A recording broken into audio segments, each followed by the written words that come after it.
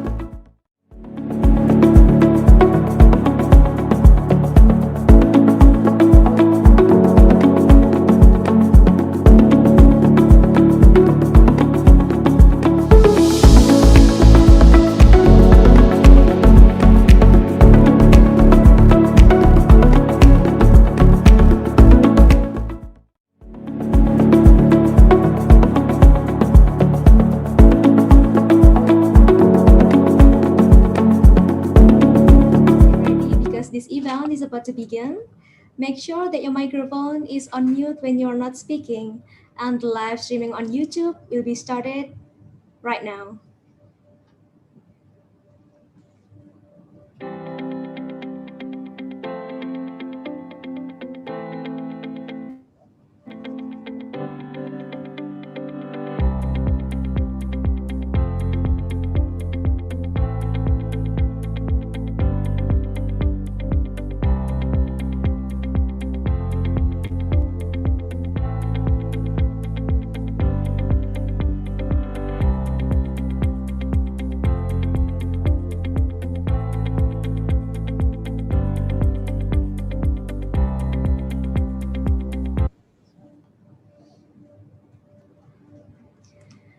Assalamualaikum warahmatullahi wabarakatuh.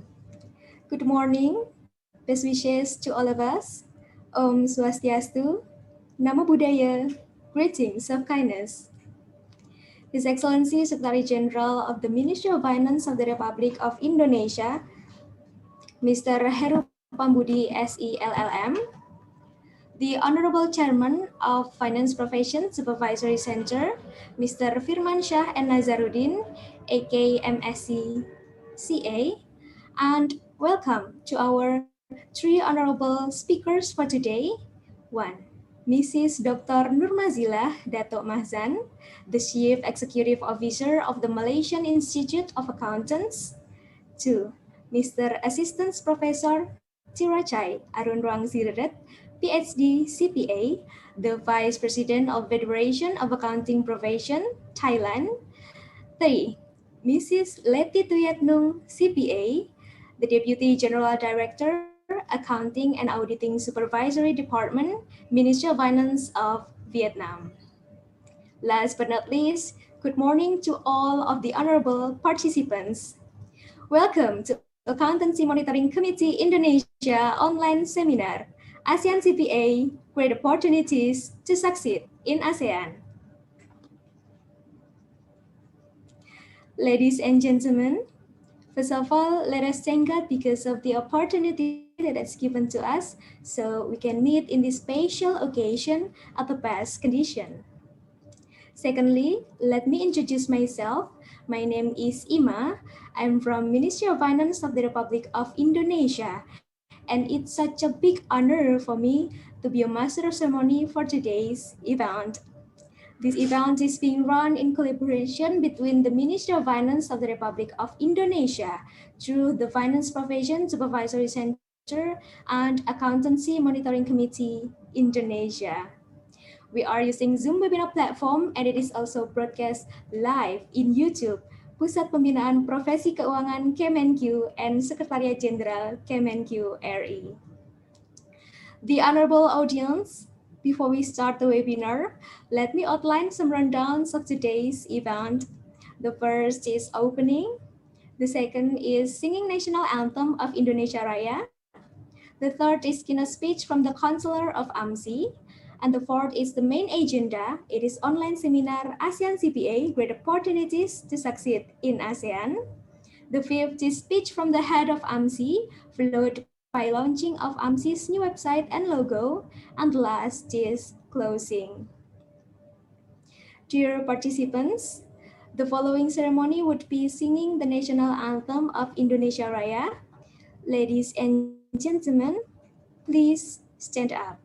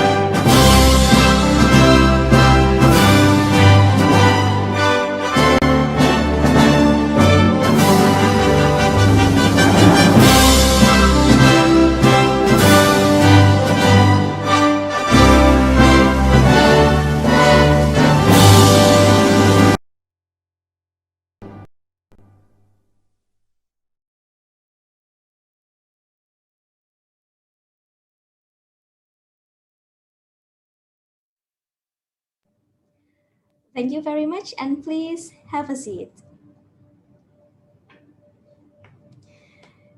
Dear audience, now we continue to the next agenda. Allow me to welcome the Secretary General of the Ministry of Finance of the Republic of Indonesia as the Counselor of AMCI to deliver the keynote speech.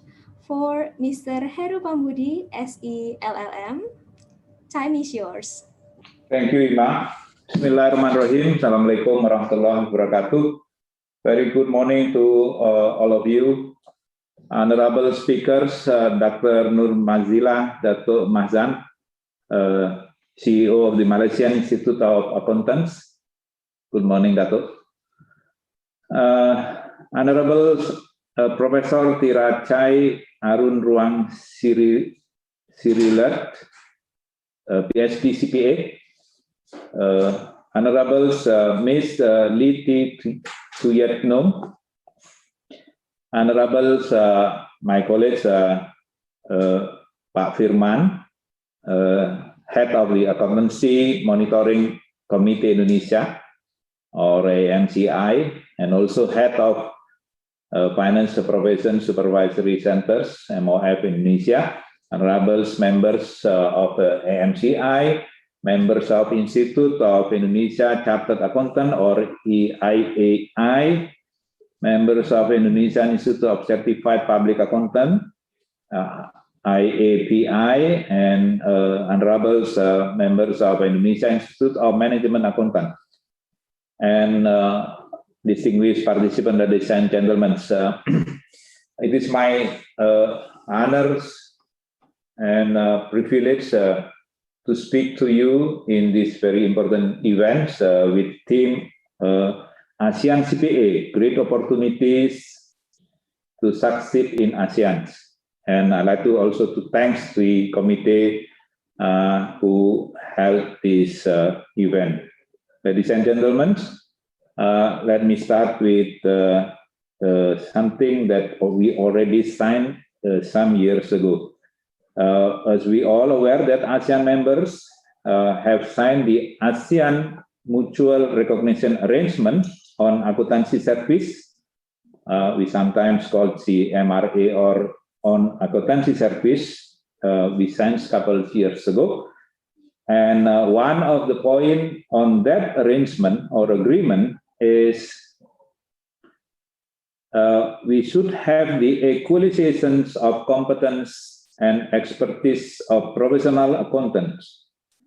I think this is one of the arrangement that we already signed and agree on that occasions. And following up to that arrangement or that MRA, the provision of ASEAN CPA equalization has started since 2017 until now. And as we see on that tables that we have already 502,081 members or holders of ASEAN CPA, and consists of Indonesia with 1,922 holders, and then followed by Malaysia, Singapore, and so on. And with these large numbers of holders, it doesn't mean that the journey and what aspired in the MRA on the accountancy service has been completed. It means that we have another duty to do or to accomplish the objective of the MRA. Ladies and gentlemen, this is only the beginning or one of the stages of the whole process in the MRA on accountancy service. In realizing the economic progress of its members that had been aspired since the establishment of ASEAN's long time ago in 1967. And furthermore, based on the MRA, Article number 1, the objective of the MRA, we can see on the slide that we have 3 objectives. Number 1 is to facilitate mobility of accountancy services professionals across ASEAN member states. The objective number 2 is to enhance the current regime for the provisions of accountancy service in the ASEAN member states and to exchange information in order to promote adoption of best practices on standard and qualifications. And regarding to the first objective, which is the mobility, it is known that until now, the realization of mobilization using MRA on accountancy service has not been implemented in all ASEAN member states. And it is included in Indonesia. Therefore, through this meeting, which was follow up the implementation of the first ASEAN CPA conference held in Bali, 2019, Indonesia, now we again held socialization in the form of an online seminar as a means of exchange information in order to promote adoption of best practice on standard qualification to realize the intended mobilizations, especially to find out accounting practice in other countries in ASEAN member states. Also, we want to see the ASEAN CPA career opportunity in each particular country. We also want to see the process of registered foreign professional accountant or RFPA in each speaker's country, and strategy to become a successful ASEAN CPA. And again, through this seminar, it is hoped that it can become a milestone for us together in realizing the mobilization of professionals, accountants in providing service to all member states. Ladies and gentlemen, In order to realize the mobilization of professional accountant in providing service in AMS as regulated in the MRA, a professional accountant who is an ASEAN citizen and has fulfilled the required qualification and experiences may apply to become an ASEAN Chartered Professional Accountant or ASEAN CPA, and thereafter can be registered in other ASEAN countries as foreign professional accountants or RFPA.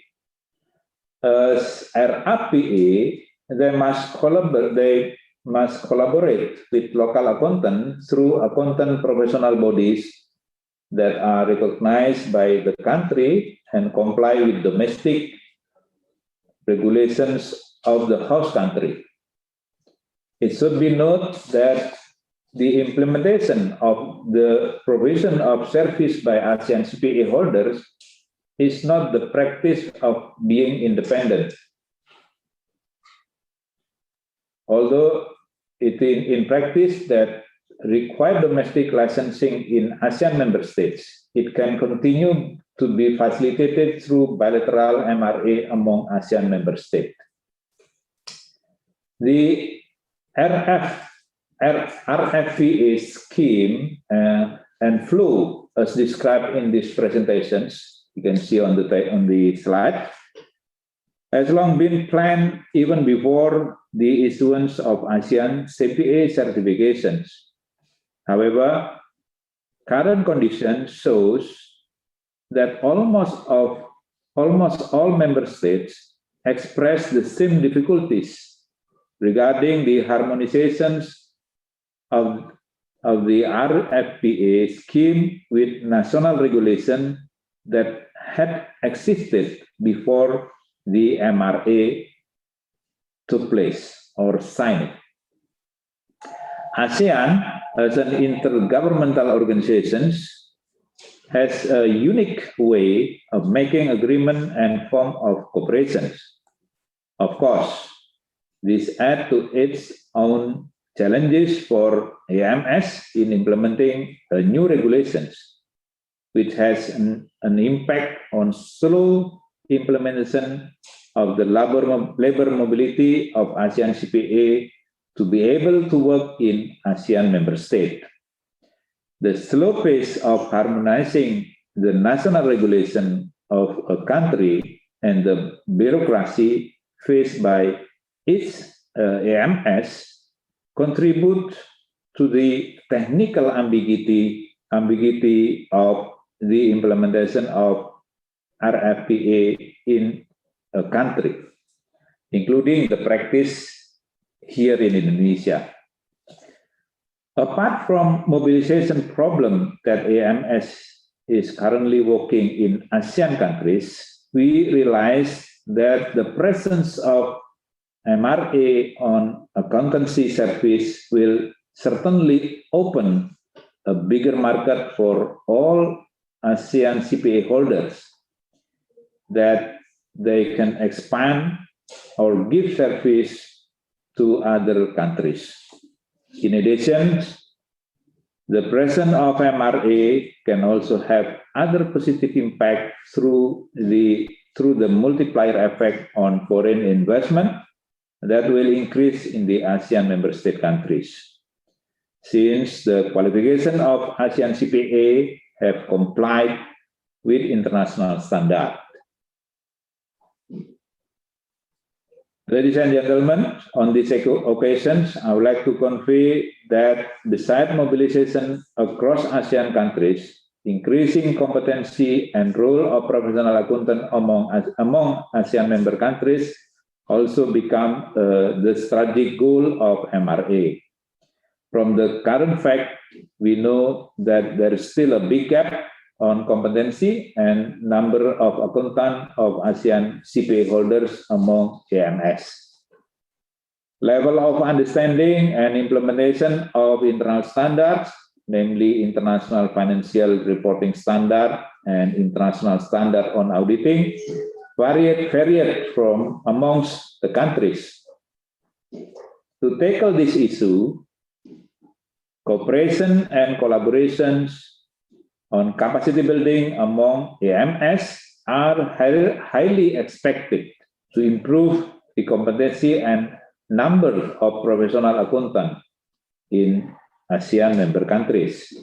Thus, can decreasing gap amongst the countries. Improvement in competency, number of professional accountants, and implementation of international standard in the long term will accelerate the economy of ASEAN as a whole.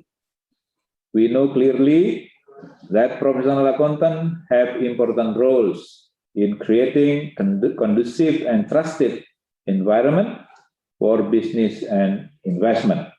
Those at the same time will enhance the economic growth in the ASEAN member states.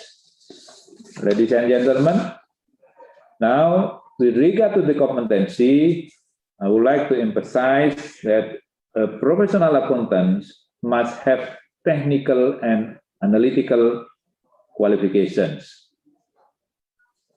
and also ability to adapt to IT development. Quoting the result of research conducted by the Institute of Chartered Accountants in England and Wales in a study entitled "Has COVID-19 Changed Work Forever?"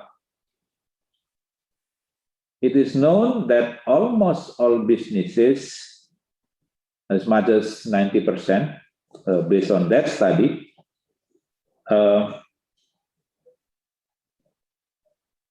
they conclude that working life to be different in the future compared to the period before the pandemic. In this study, it was also explained that one of the positive impacts on the world of work during the pandemic was an acceleration in digital transformations. I think we all agree that during the pandemic, we know we suddenly have to familiar with all gadgets, with all IT, with all anything related to the digital environment. And I think this is one of the positive impact of the pandemic. Ladies and gentlemen, furthermore, in the era of digitalization and globalizations that we face today, we encourage the professional accountants to utilize the technology, especially in responding to the current pandemic situation. Based on the global survey of accounting professionals conducted by Smartfall last year on April, related to impact of COVID-19,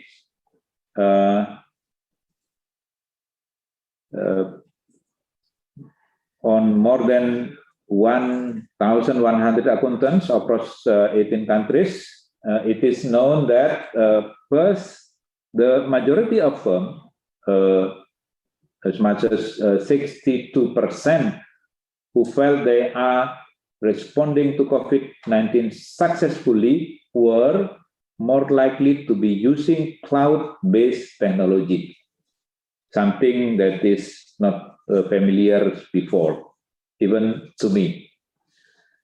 Particularly cloud-based document management and online client portal. Maybe we experienced that before pandemic, we always hold the flash disk, for example, to store our file. Now, most of us already understand and familiar that we don't have to bring our flash disk anymore because we can store online or on using cloud-based technology. The second point from that study, that firms which identified themselves as being less successful in their response to the pandemic are putting more energy into incorporating new technology, to enable remote work and communication with team members and clients.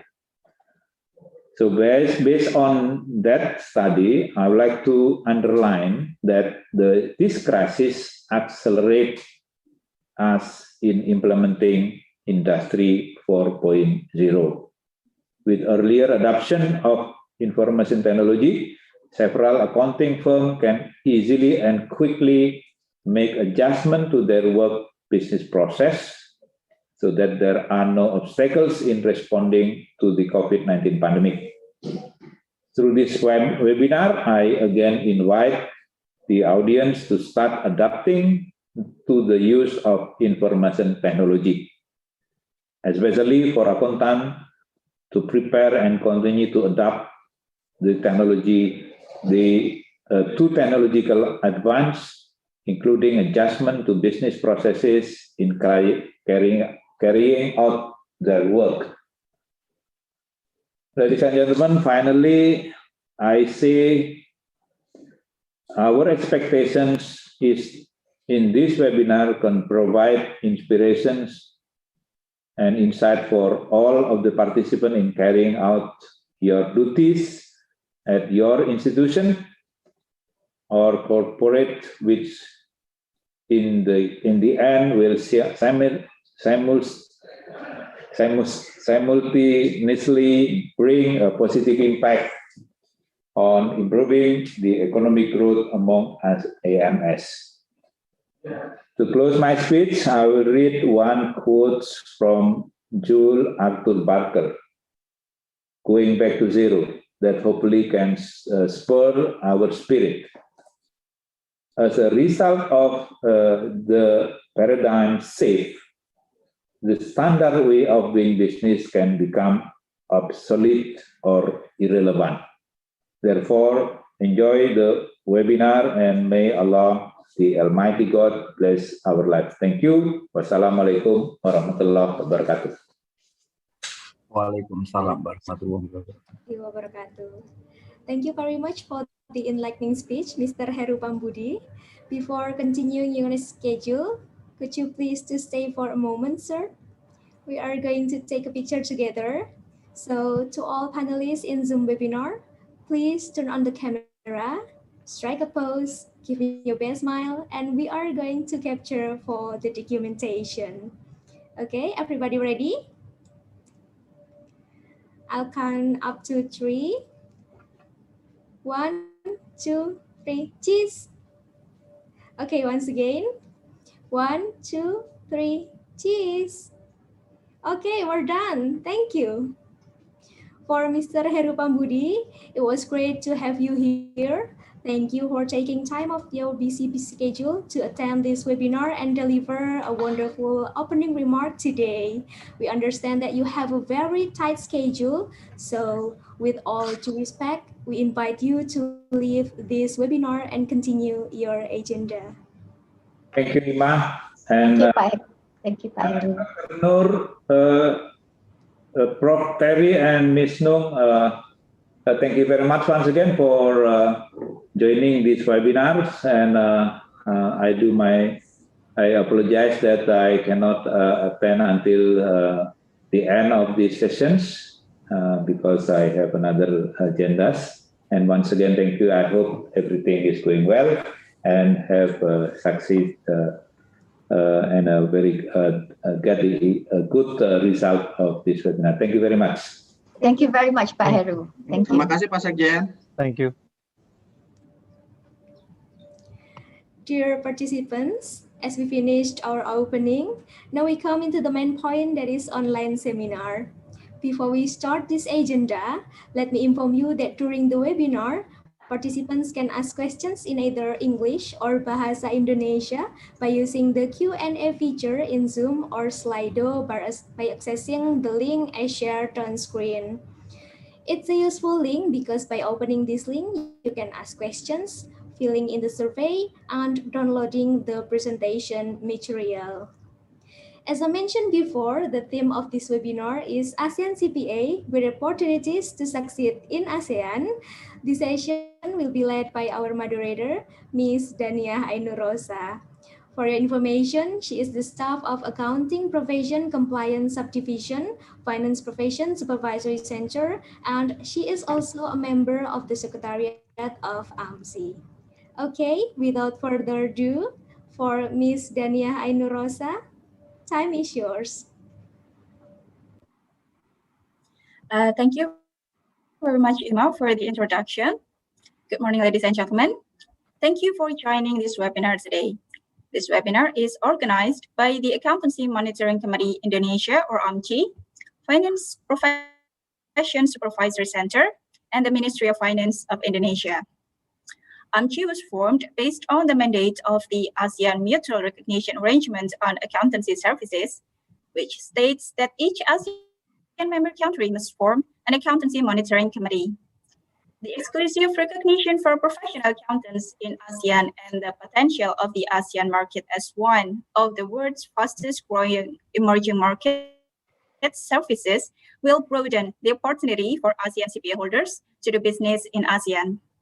Furthermore, to expand the horizon of ASEAN CPA holders, it is necessary to share knowledge about accounting practices, career opportunities, and strategies to become a successful ASEAN CPA. Today's webinar is the first step to gather knowledge about accounting practices from various countries in ASEAN. On this occasion, AMCI will present experienced speakers from Malaysia, Thailand, and Vietnam to share knowledge on how to become a successful ASEAN CPA. Before the presentation begins, allow me to greet our speakers today. Good morning, Dr. Numazilah Datuk Mahzan. Good morning. Good morning. Good morning. Good morning, Assistant Professor Teracha Arun Rangsriler. Good morning. And good morning, Ms. Leti Tiet Nung. How are you today? I hope everyone is safe and healthy wherever we are. I'd also like to inform some housekeeping for today's webinar. First, participants are eligible to obtain a certificate only by filling out a form through a link that we have shown earlier. And you will be asked to fill in one keyword, which I will mention in the middle of the discussion. So please make sure to follow this webinar until the end to get the keyword. And second, we will divide this discussion into two sessions. In the first session, we will have presentations from our speakers for approximately 30 minutes for each speaker. And after each speaker finished his or her presentation, we will have a Q&A session. For participants who want to submit a question, please write your question along with your name, institution, and country, and also to whom your question is addressed through the link that was shown earlier by the MC.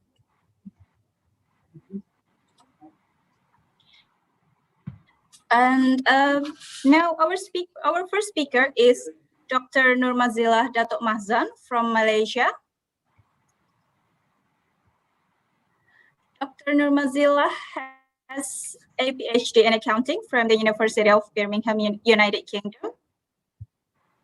And currently, she is the Chief Executive Officer of the Malaysian Institute of Accountants, a member of the Framework Review Panel of the International Integrated Reporting Council, or IIRC, a technical advisor of the Public Accountants in Business, or PAIB Advisory Group of the International Federation of Accountants, or IFAC.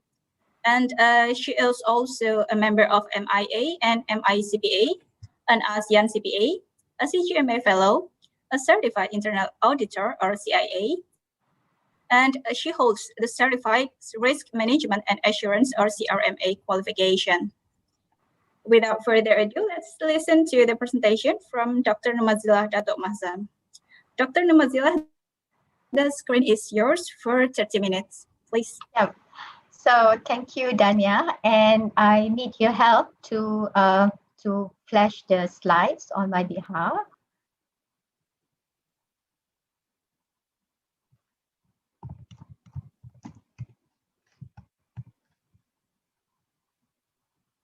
Okay, so Assalamualaikum, good morning, And I hope selamat siang, yeah, and I hope everyone in the audience are doing good. And I hope we are going to have a very good discussion today.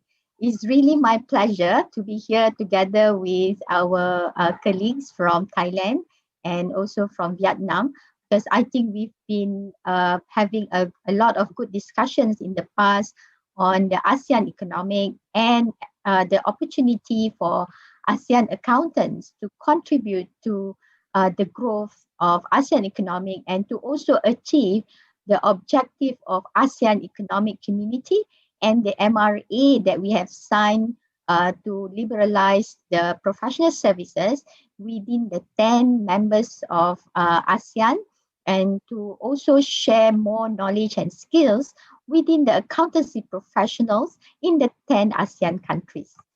So can we go to the next slide? Yeah, so Malaysian Institute of Accountant is actually regulated by the Accountants Act 1967. It is formed by Ministry of Finance, and our role is actually to regulate because we register accountants in Malaysia and develop the accountancy profession in Malaysia. So can we go to the next slide? Yeah.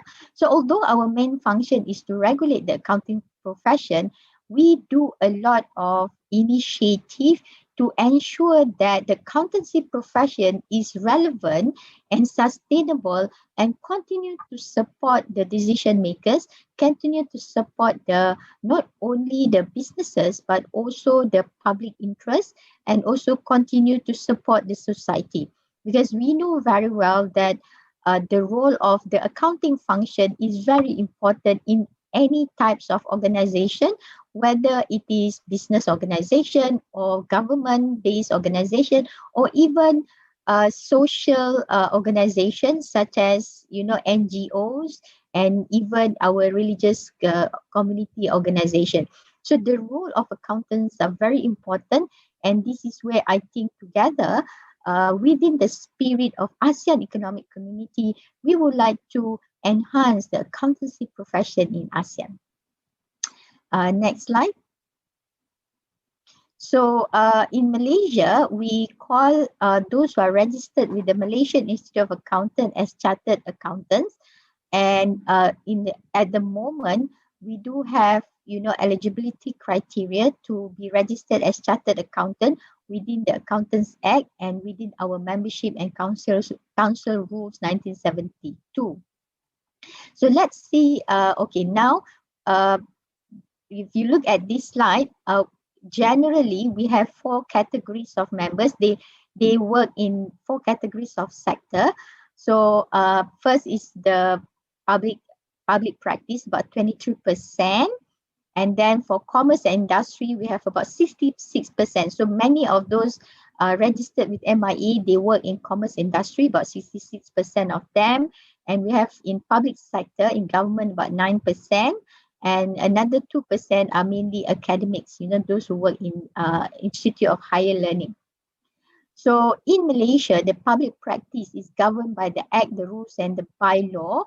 So in Malaysia, to provide public practice, which means that if you want to operate an accountancy or auditing firms, first you have to be a member of MIE.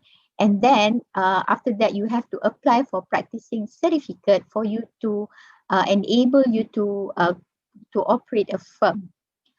And in addition to that, if the member intends, to provide services which are regulated, such as audit, taxation, liquidation, and company secretarial services, then they would be required to hold licenses from the relevant regulators, which is the Ministry of Finance and also within the jurisdiction of Companies Commission of Malaysia. So members in public practice may set up a firm, and most common form is that either the sole proprietorship or partnership or limited liability partnership. Okay, so if you just want to offer accountancy services, you don't need a license. You just need to have a what we call practicing cert with MIE. So those services that need licenses would be audit, taxation, liquidation, and company secretarial services. So can we go to the next slide? Right. So this is what we call the initiative on developing the profession, to ensure that whoever are registered and call themselves chartered accountants, they have the knowledge and skill sets that are relevant to serve the organization or the company that they work with. Okay, and MIE provide also technical assistance to all its members from various type of matters, such as on practice, for example, on standards, bylaw, guidelines, and then technical information affecting the profession, such as the climate change, the Companies Act, and all that. And we run a lot of program. I think in a year, we conduct more than 700 types of trainings to all for the benefit of all our members. And actually, about 40% of attendees are also non-members. So our trainings are available not only for members but also available for non-members. This is to ensure that members and also the accountancy professionals and its community are continually updated and competent to meet the requirements of the profession. Okay, and the topics that we offer range on latest development and issue. Maybe there are a lot of technical training for accountancy support. So we do have a lot of training on accounting standards, on auditing standards, and we also run case study based training on certain accounting standards that are very important, such as MFRS 15 or IFRS 15.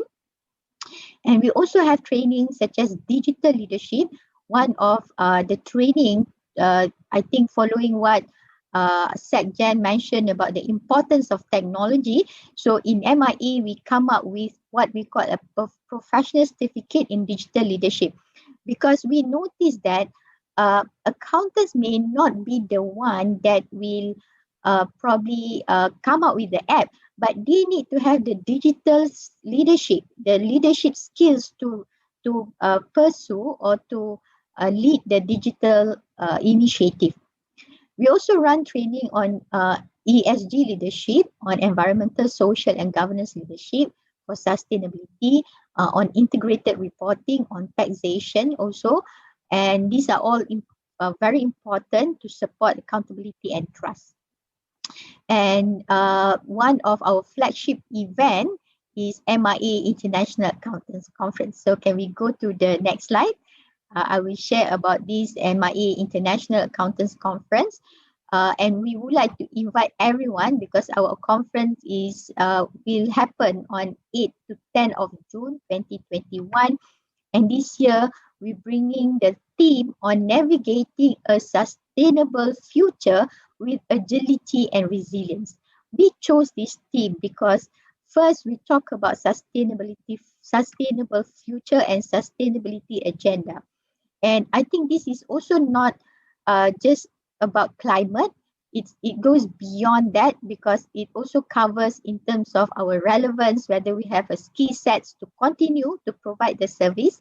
And then also, of course, climate change is very important. But other than that, in the condition like pandemic, like COVID-19, are we agile and resilient? So we would like to nurture accountants to have that agility and resilience skill sets.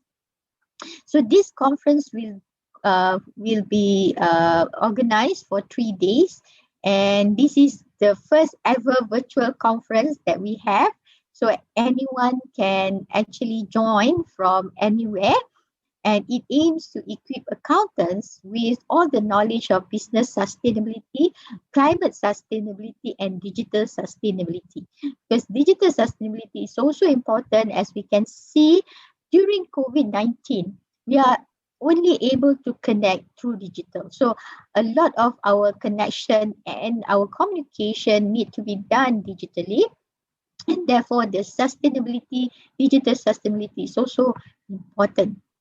And our goal is also to help accountants to be more agile, more resilient, and prepared to navigate the disruptive and volatile landscape of COVID-19 new normal. So I would like to also share that the latest, global risk report by World Economic Forum has cited that the three, I think, highest risks that we are facing now are related to climate change. And that report also mentioned that they have actually highlighted about, about pandemic, about health pandemic, way back in 2016. And every year they mention about health pandemic and the possibility that health pandemic may probably stop us from traveling. So that was highlighted in almost every year of the World Economic Forum Global Risk Report. And true enough, it has happened in 2020. So that's where I think recognizing risk is also very important. So apart from this conference, we do have a lot more events to upskill the accountancy professional. So next slide. So these are actually the what we call the guidance that we issued out to all accountants. First we have MIA competency framework. So MIA competency framework actually provide, the baseline competency. So in a way, it provides information on what is a DNA, what are the skill sets that you need to have to, to become a competent accountant. And then we also have competency framework for CFO and finance function. And this is focusing on those working in private sector, in companies. If you are going to be a CEO and even in your finance function, for example, it's a public listed, in your finance function, you need to have different types of people with different types of skills, and they need all the skill sets, and there has to be system and process. So in this guidance, it is actually giving advocacy and also knowledge in terms of setting up a very strong finance function of public listed. And we have another guidance in terms of the skill sets needed for CFO.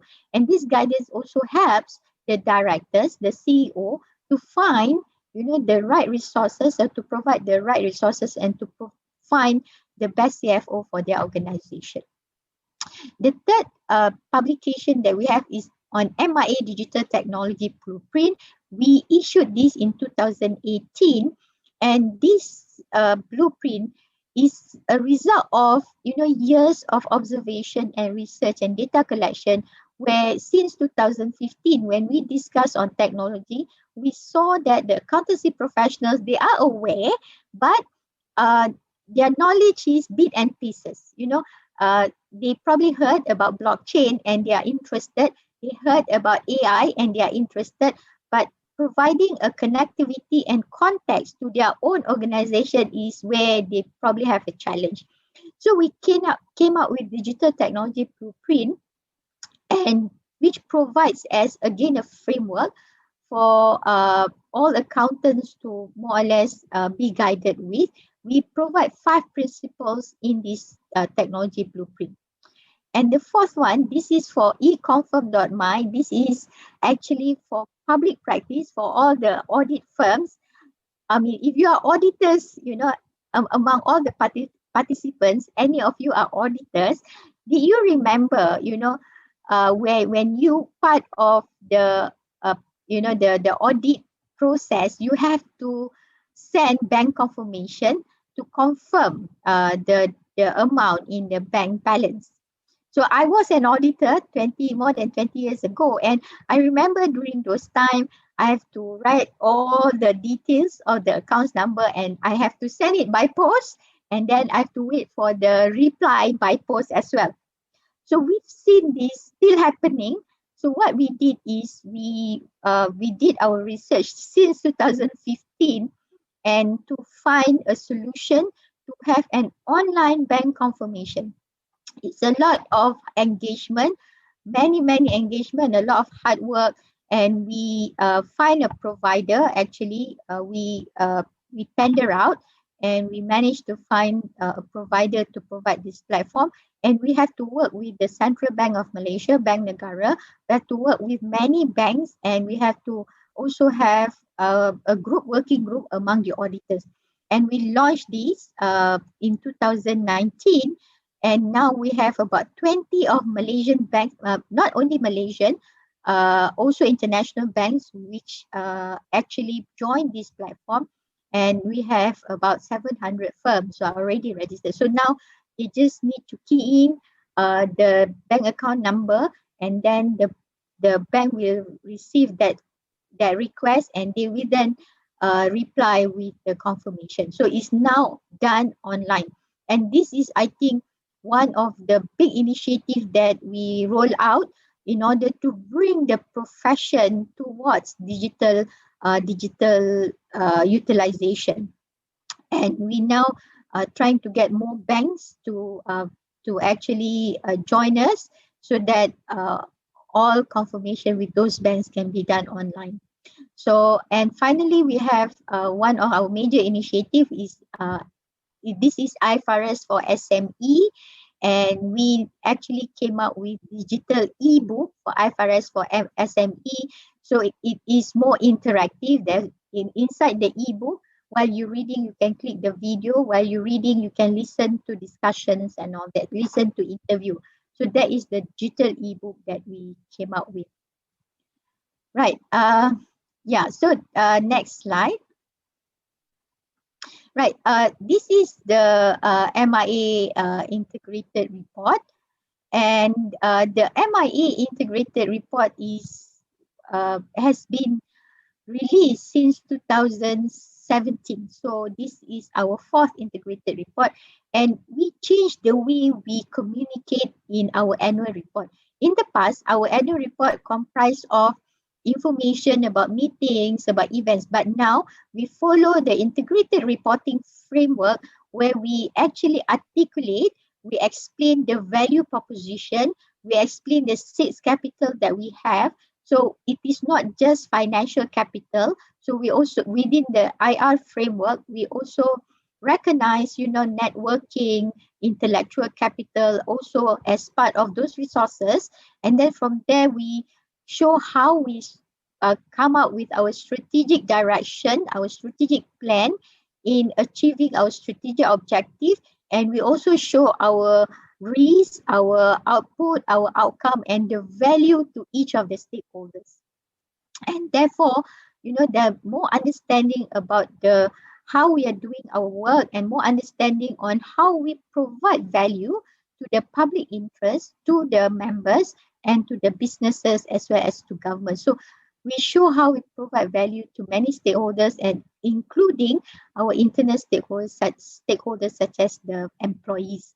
So the integrated report is also a topic where MIA is very passionate with, and we have in MIA what we call Integrated Reporting Steering Committee, and they promote to the businesses. So in Malaysia now, there are more than 100 public listed companies that have published their annual report based on integrated reporting framework.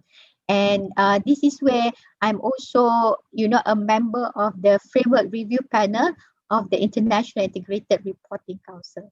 And there's a lot more, I think, exciting discussion on the integrated reporting and the way forward. And that discussion will happen during MIA conference. So we have about 3 sessions discussing on integrated report. Next slide. Okay, I would like to share with you the MIA Digital Technology Blueprint video. So probably have a breather, sit and relax, and let us watch this video.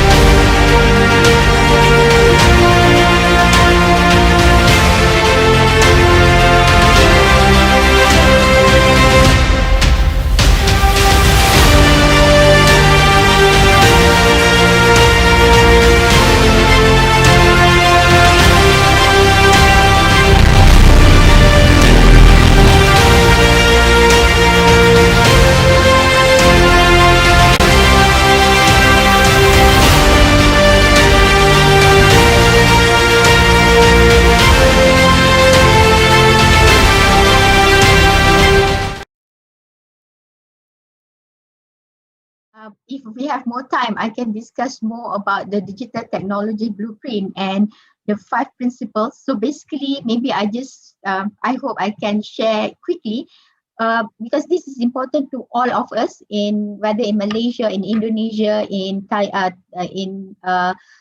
Thailand or in Vietnam or in any country. There are 5 principles really that we need to assess in our organization. First is, are we aware of what technology that we have around us? Is our organization aware?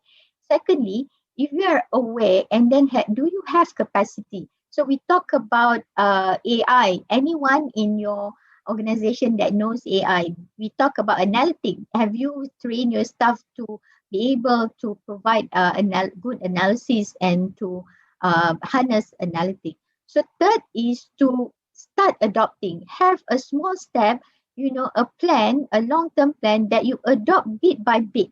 You don't have to do it, in one big initiative, but you need to start moving and start adopting. Third is to consciously put your budget. So budget is very important, and that's what we ask, all organizations out there. What is the percentage of your budget relate to technology? And is it 10% or less than 10% or 20%? So that also is important to gauge how far we are embracing. Okay. And fifth is the governance. What is the governance that you put in on technology adoption and transformation? And that governance is very important. It's also about the person leading and driving the technology adoption.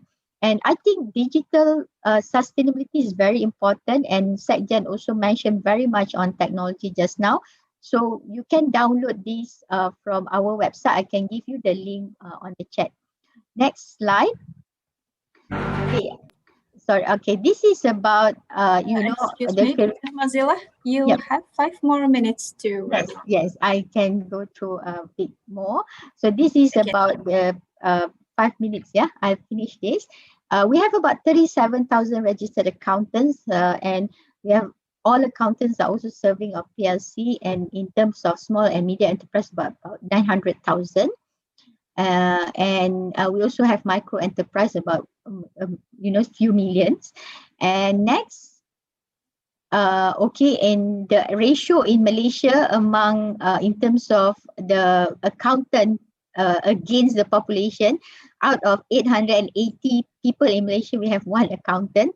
I think in Singapore is one out of 175, there's 1 accountant, and in Hong Kong is 1 or to ratio of 161. So in Malaysia, we are still short of accountants based on this ratio compared to the developed economy. Next, career opportunities. So I think if you are, the skill sets that are needed, first is like your skill set in terms of the accounting standard, MFRS, IFRS. And in Malaysia, there's also a high demand on those who are able to carry out the integrated reporting knowledge, and also high demand in terms of knowledge on climate, ESG, and sustainability. So we are actually bringing this skill set to accountants so that we are also expanding their career opportunities. Now we also have accountants who become or are involved in digital transformation as well. So it's important that the accountants actually embrace other skills, not just standards, but other skills like integrated reporting, technology, as well as knowledge on climate and sustainability. Next.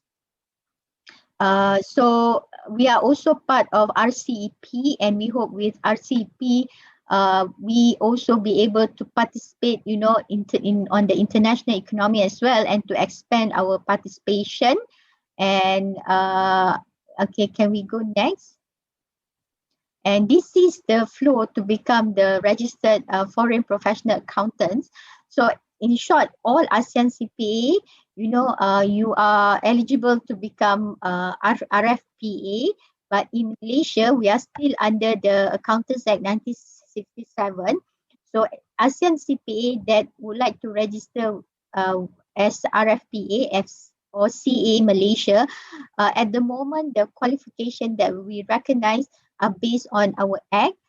which are actually, about 11 professional bodies like ICW, CIMA, ACCA. Those qualifications are recognized, and also Chartered Accountant New Zealand and CPA Australia among those. So there, because the act are still under review, so at the moment we have to abide by the act in terms of the qualification recognized for RFPA. Next. So as per MIA members who are registered as ASEAN CPA, to date we have about, I think, around 1233. We have additional 170. In total, we have 1,233. Next. So to be successful, this is, I think, my last slide. To be successful, I think my advice is all ASEAN CPAs are recommended to have the qualifications and then be conversant with IFRS, and also you need to have the skill sets on technology. And the other thing is that I noticed that a lot of conversations within ASEAN regions are actually based on English conversation. All the reports are mainly written in English. So I think those are part of the factor that can enhance our participation in ASEAN economy. And also I think we are all aware about our cultures. I think we have been together for the long time, so understanding cultures is also very important in ASEAN, and working together, collaboration is very important. And I think I am very positive about the future of ASEAN.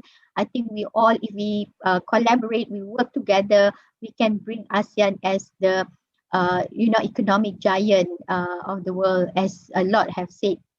So with that, next slide.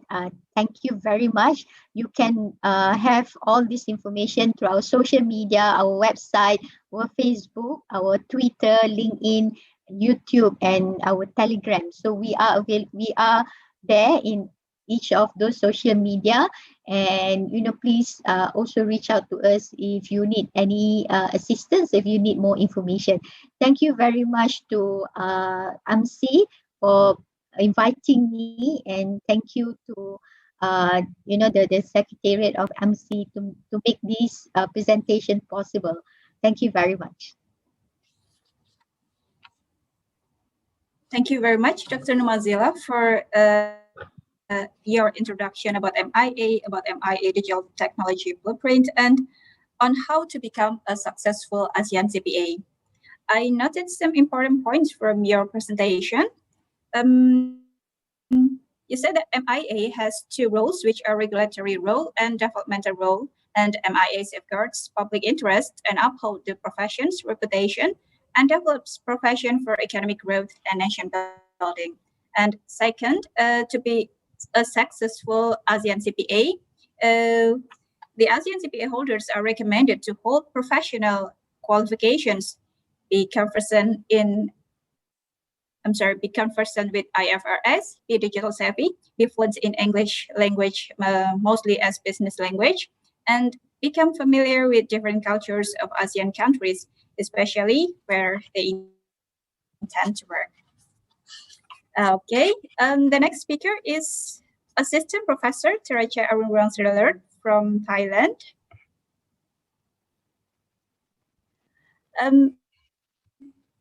Professor Teracha has a PhD in Management Accounting from the Asian Institute of Technology, or AIT.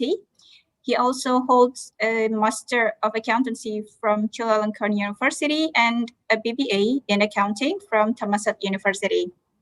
Currently, Professor Teracha is the Vice President of Federation of Accounting Profession in Thailand. He is also a Chairman of Audit Committee in the Compensation Fund of the Ministry of Labor, a committee and Chairman of Accounting Profession in Development Subcommittee Federation of Accounting Professions in Thailand, and he is also an Assistant Professor of the Department of Accounting of Thammasat Business School in Thammasat University. Ladies and gentlemen, please welcome Assistant Professor Teracha. Mr. Teracha, you have 30 minutes to present. You may start now. Thank you very much for these opportunities, and I'm proud to be here in order to present about the Thailand practices in accounting. So thank you, Daniel. So so first of all, I would like to thank you, the AMCIs, to have this event. I think it's very good opportunities in order to share about information and knowledge, a background in each country, especially for the Malaysia. Is a very good presentation from Dr. Non, and very interesting. I think I can give my time for you additionally. Okay, but for I would like for the the MC to help me to handle about the slide. Okay, thank you. So first of all, the accounting practices in Thailand. So please go to next slide. Okay, in Thailand, we're gonna have the two significant bodies, organizations to control or to handle about the accounting practices in Thailand. The first is the TFAX, or Federations of Accounting Professions. So this is a national accounting bodies. For these organizations is handled to overall account for launch about the accounting standard, and to handle and overseas about the accounting professions in Thailand. But for this will be performed under the monitor by the another organizations, what we call the PRA, or Professional Regulatory Authorities, or the Oversight Committees on Accounting Professions, or OCAP. Is under the Ministry of Commerce. Okay, so please go to the next slide. Okay, so before go further, I would like to share you about information a little bit about in Thailand. So especially for the demographic in the TFAC, or the National Accounting Body. Now we're gonna have the 90,000 members to serve about the accounting practices in Thailand.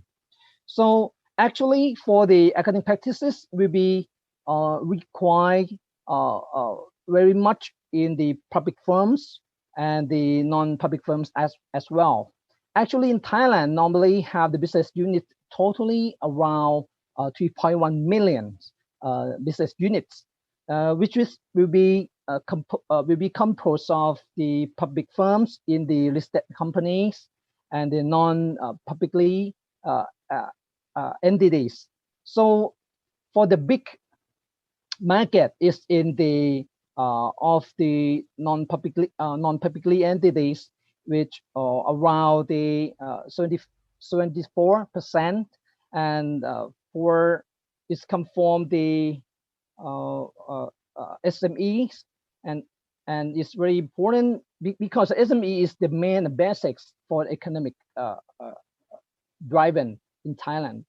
So if we discuss about the proportions of the members in the TFAC, or the national accounting bodies, to serve those business units is around, well, we cannot have just only the 90,000 members, but actually for the active practices in accounting, I think is not fully on this number. So we're gonna have to serve all of the business unit in Thailand. So we're gonna have a lot of opportunities for the accounting practices in Thailand for this proportion. So, and I would like to present about the accounting practices. If you are the ASEAN CPAs, normally we're gonna have in Thailand have the two types of the services of the accounting that ASEAN CPA can provide. For the first is for the non-regulated services, or the normally will be related to the corporate accountants. So for example, you're gonna be the CFO, you're gonna be the managers in finance, you maybe the group accountants, internal auditors, risk managers, governance advisory consultants, and management consultants. It's a lot of accounting related practices in Thailand, but we gonna have a little bit requirement for, especially for the CFO in the listed companies. By now, SET or the SEC in Thailand, we are require the requirement about the accounting knowledge, accounting and finance knowledge, that for the CFO have to maintain their knowledge in accounting, in the accounting training or finance training, at least maybe 8 to 12 hours per year. So it's a little bit requirement, but it's not compulsory for the have any certificates in accounting or not. So it's not required. So we're gonna move next.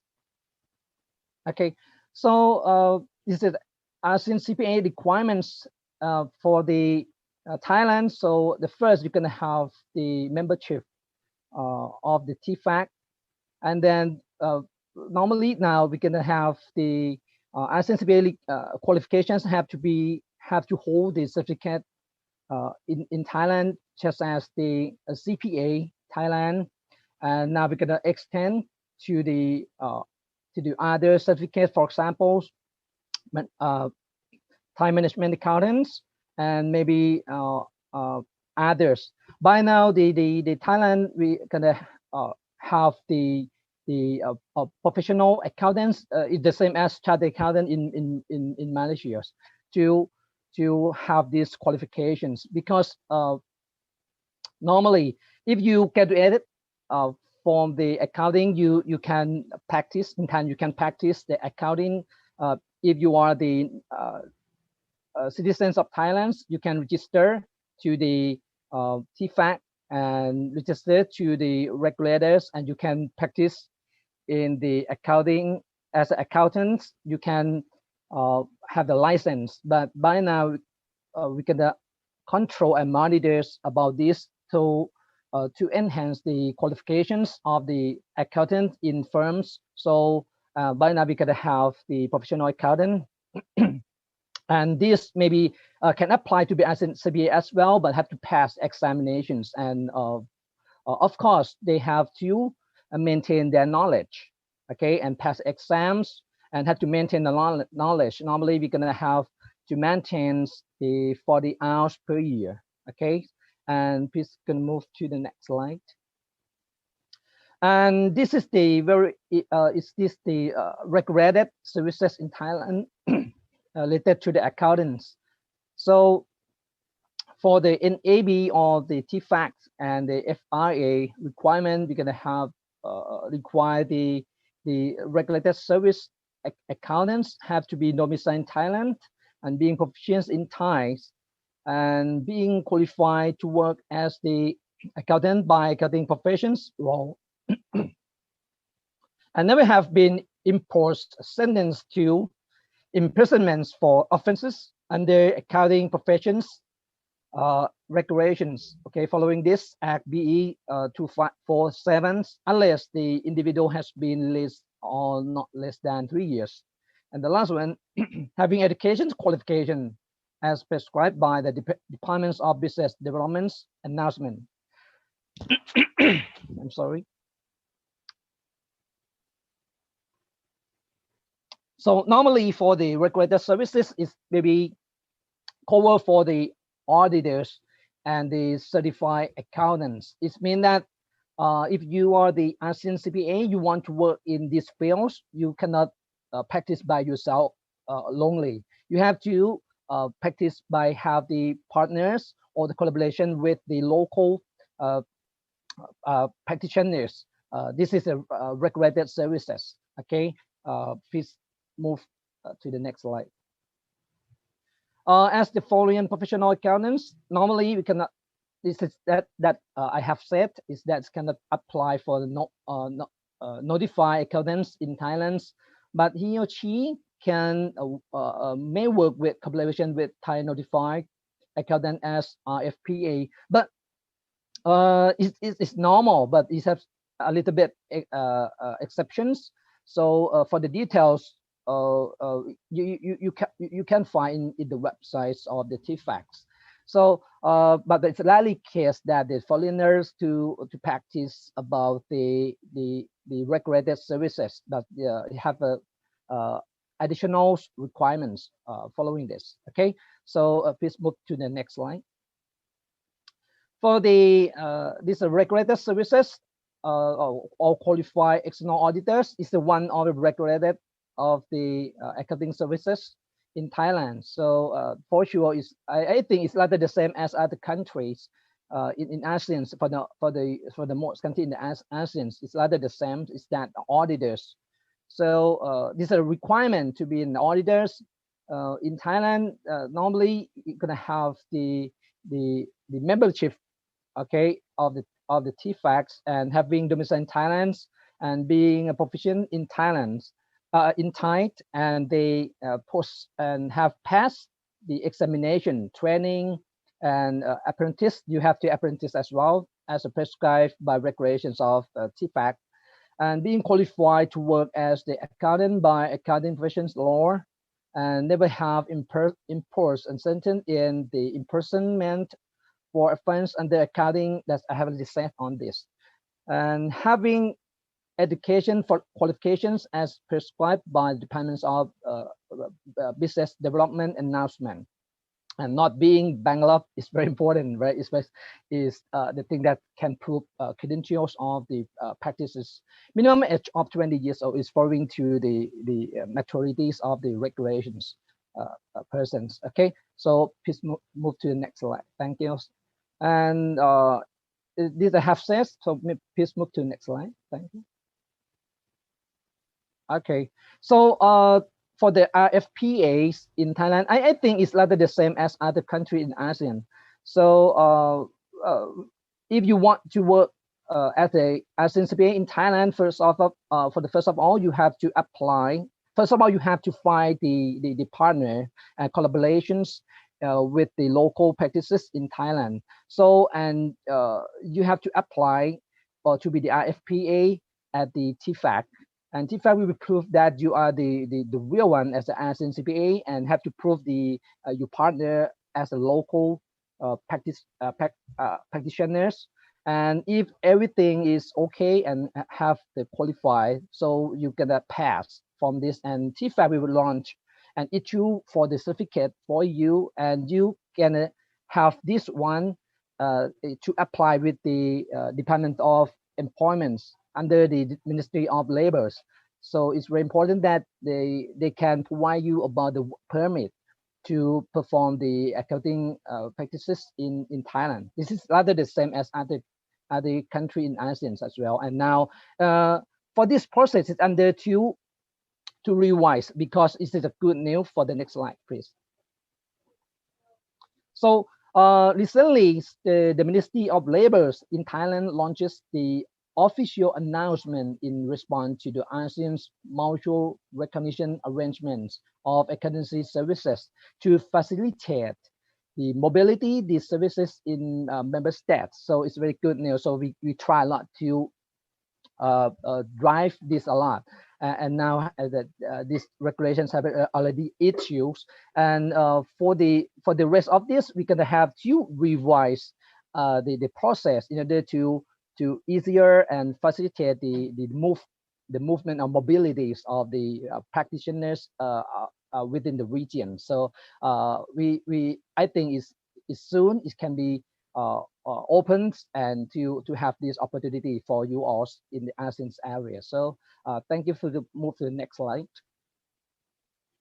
Okay, so I would like to share you about the strategies to become a successful ASEAN CPA. So we're gonna have 4 points, and I think is some points rather the same as the Dr. Norm. So the 4 points that you're gonna have the skill development. So I think it's very important if you want to be the ASEAN CPA, apart from the technical skill, for example, for the academic standard, for the ethics or everything. But if you have to work, if you want to work in the internationally, especially in the ASEAN, you have to have a lot of skill, especially in the soft skill. For example, you have the leadership, because you have to work with the multicultural. You have to have the good in negotiation skills as well, and you have to have a problem solving, and including the you have to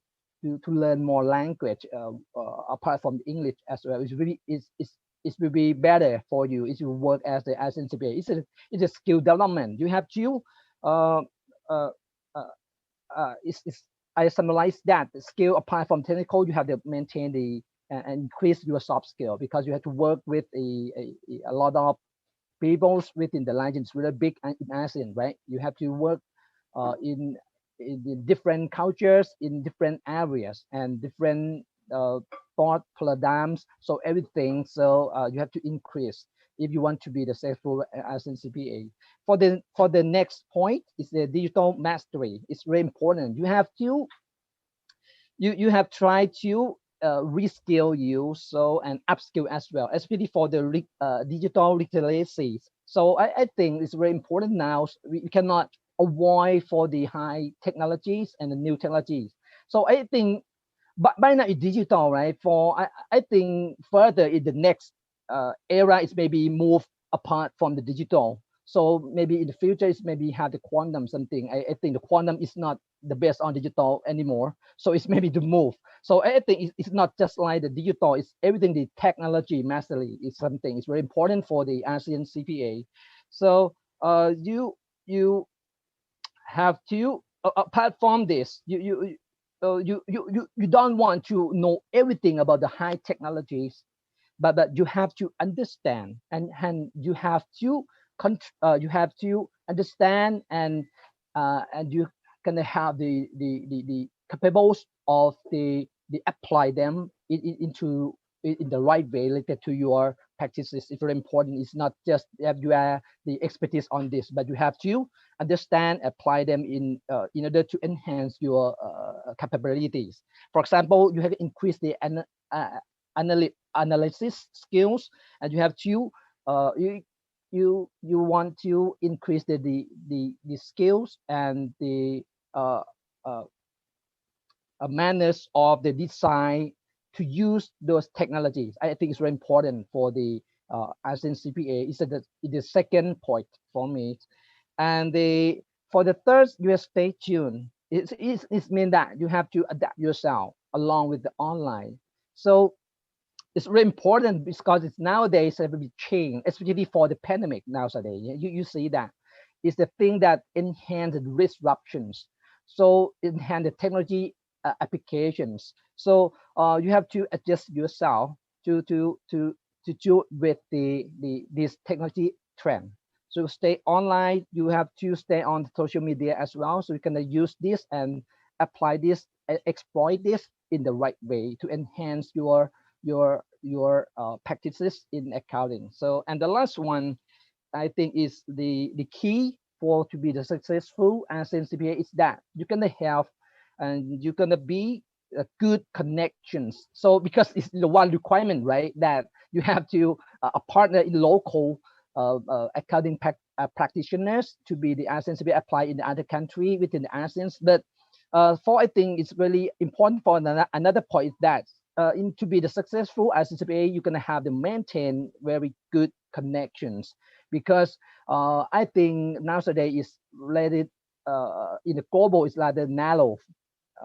So everyone you can face, everyone you can work together. So I think the connections can help you, enhance you, that you help you and support you to be and to have the more informations and more opportunity for this. I think this is the fourth thing for me to enhance about the successful to be the ASEAN CPA.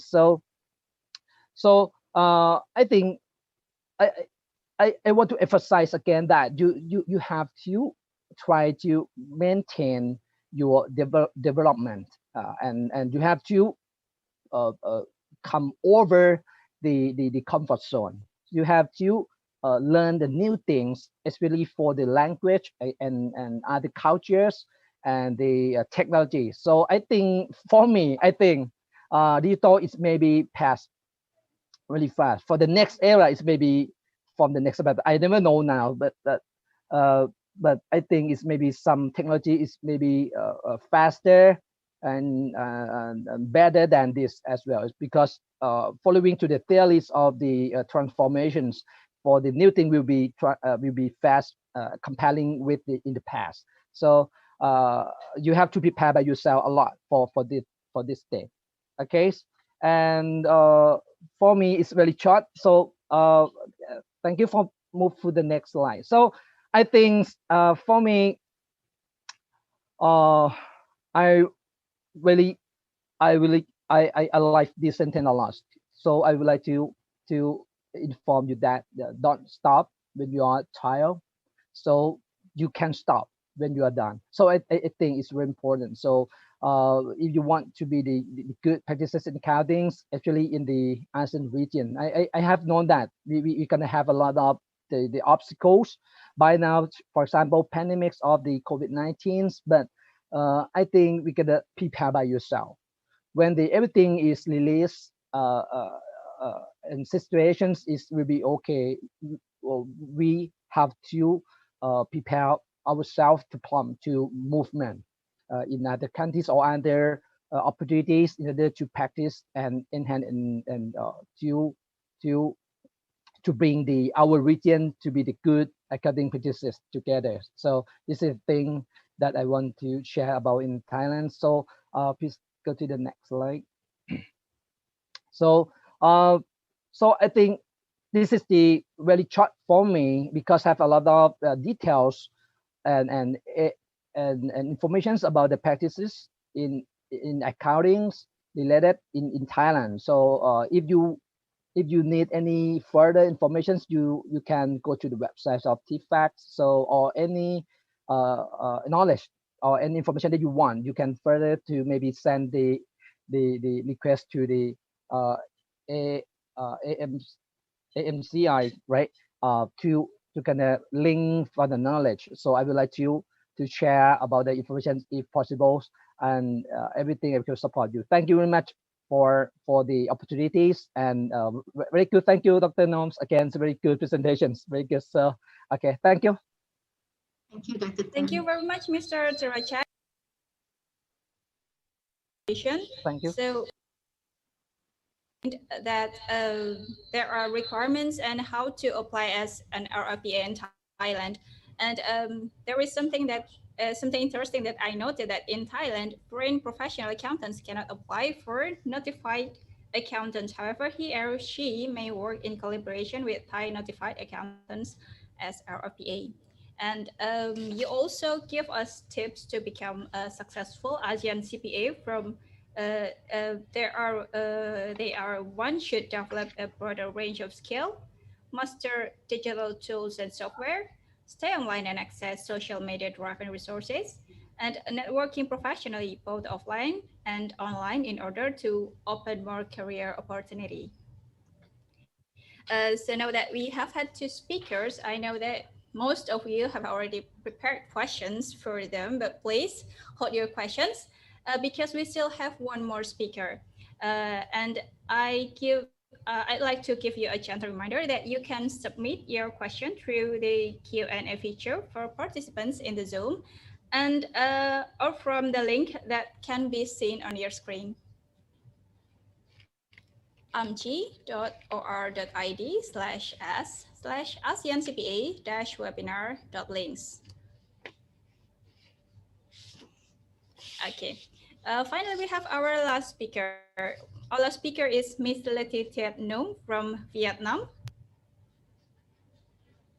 Ms. Nung has a master and bachelor degree in accounting from the Academy of Finance. And since 2004, she holds a certified public accountant. Currently, Ms. Nung is the Deputy General Director in the Accounting and Auditing Supervisory Department of the Ministry of Finance of Vietnam. And formerly, she was also an expert and a manager in the same department in the Ministry of Finance of Vietnam. Ms. Nung, you may start your presentation, and you have 30 minutes.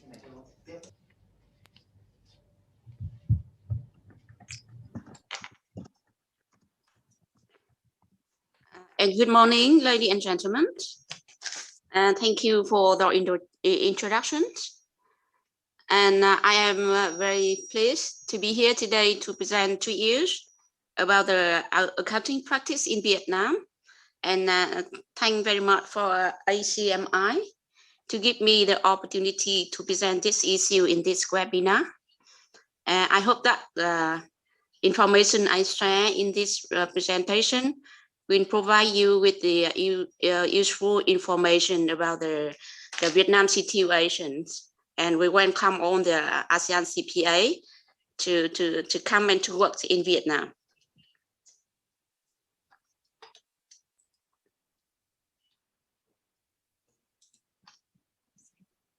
Can you share slide for me? Next slide, please. As my presentation divided into 4 parts. First, I share with you information about overview about accounting practice in Vietnam, and then we share about the ASEAN CPA career opportunity in Vietnam, and also inform you the process of RFPA registration in Vietnam, and the fourth and last is my talk about the strategy to become a successful ASEAN CPA. Next slide, please. And about the overview of accounting practice in Vietnam. Next slide. First of all, I would like to deal with the law and regulations. So in Vietnam, there are 2 laws, accounting law and the law on independent audit. Form the statutory framework for accounting and auditing and corporate financial reporting in Vietnam. And the accounting law requires all the corporate entity to apply the Vietnamese accounting standard when prepare financial statements. And AASD, the accounting and auditing supervisory department, my department. This department is under the Ministry of Finance and is responsible for setting accounting standard in Vietnam. And in Vietnam, IFRS and IFRS for SME have not been adopted. Some companies have prepared a financial statement based on IFRS, but these statements are considered supplementary to FS that required by law to comply with VAS. And in year 2020, the Ministry of Finance has now planned to implement the IFRS by 2025 for listed company and FDI firms.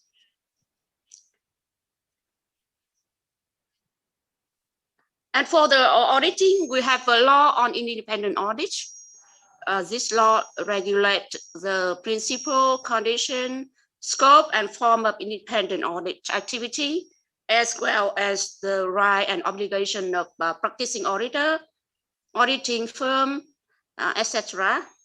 And the law requires annual financial statement of the public company, such as bank and credit institution, insurance business, state-owned enterprise, etc., must be audited by the audit firm and in accordance with the VSA, Vietnamese Standard Auditing.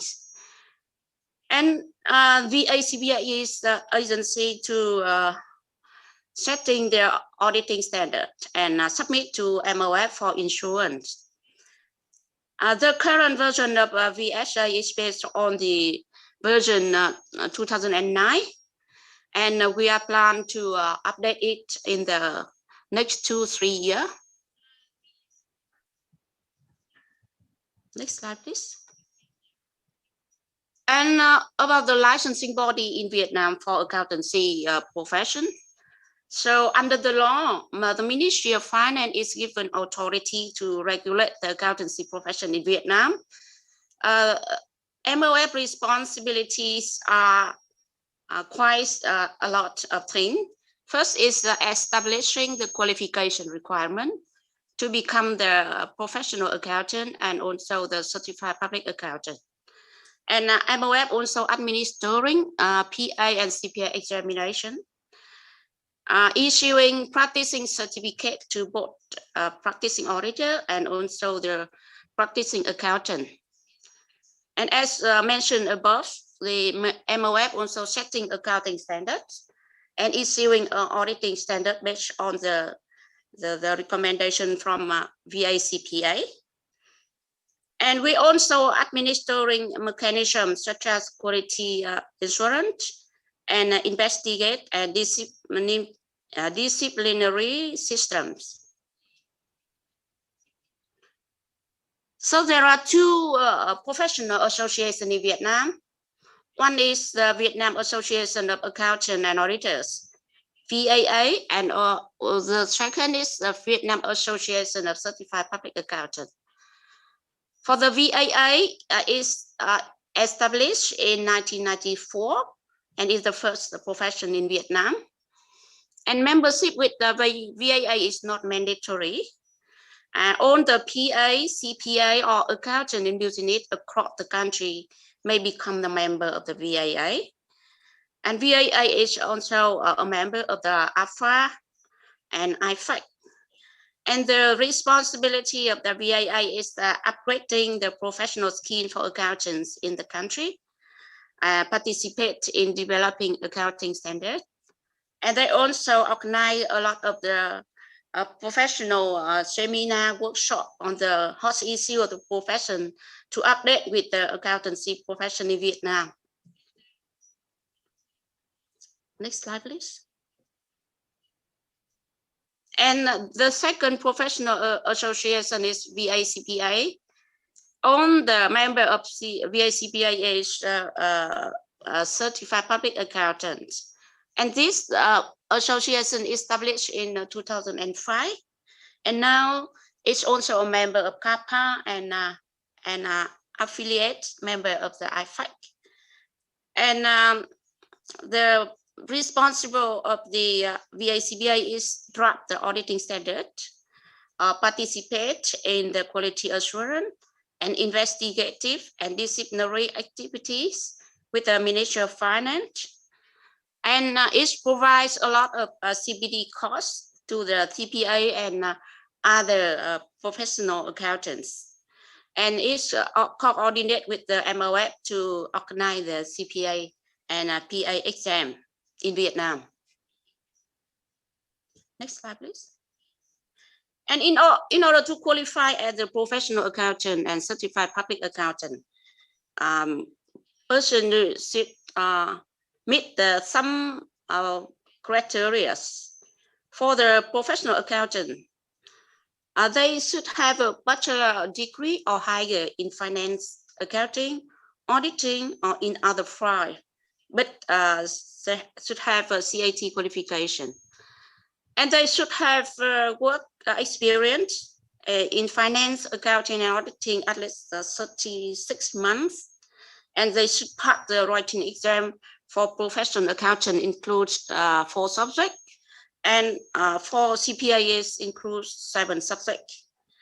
For those who hold a CPA qualification or CPA Australia or ICA-EW, etc., they should pass the conversion test to get the Vietnam CPA or Vietnam PA.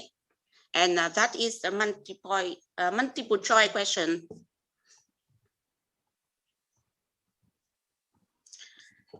And in order to practice, the provide accounting service and auditing service, they should get the license and to become the practicing accountant and practicing auditor.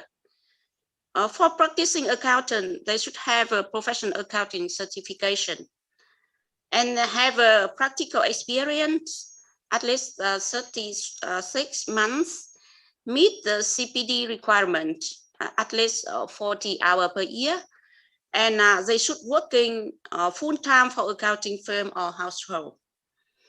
And for practicing auditors, the same item, but they have a CPA certification, and they should have a practical experience as an audit assistant in auditing firm for at least 6 months, and also have to work full time for auditing firm. Next slide, please. And in order to provide accounting service, the PA may practice by individuals or set up the accounting firm. For individuals, they should have set up their business household. We call it the household. And the representative of the household should be the practicing accountant. And for the firm, we require that each firm have at least two practicing accountant, and also two contributor should be the practicing accountant. And the total capital contributed of practicing accountant must over 40% of the firm. It means that the control should belong to the practicing accountant. Next, please. And here is we list on the activity belong to the accounting services. So who want to provide this activity to the firm according to the contract, economic contract, it should have a practicing license given by the Ministry of Finance. Next, please. And for auditing services, and in Vietnam, only auditing firm can provide audit service. We are not allowed to individual to provide audit service. And for auditing firm, they must meet the following requirements. First, they should have at least 5 practicing auditors.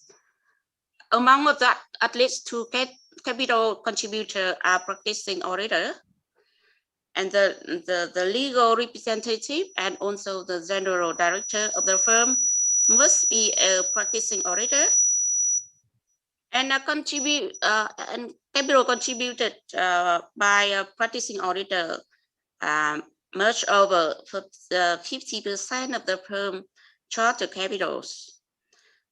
If the company has a member is organization, the capital contributed by the member that is organization is not exceed 35% of the charter capital of the firm. And we also require the firm should meet the legal requirement of capital. It's 5 billion Vietnamese dong. And one other kinds of the entity can provide auditing firms, auditing and accounting service in Vietnam as a branch of foreign accounting and auditing firm. So I think it's suitable for the ASEAN CPA to work for the branch of the foreign accounting and auditing Vietnam. And the condition is that the foreign accounting auditing firm must be permitted to provide accounting and auditing in the origin country. And in Vietnam, they should have at least 2 practicing accountant and practicing auditor.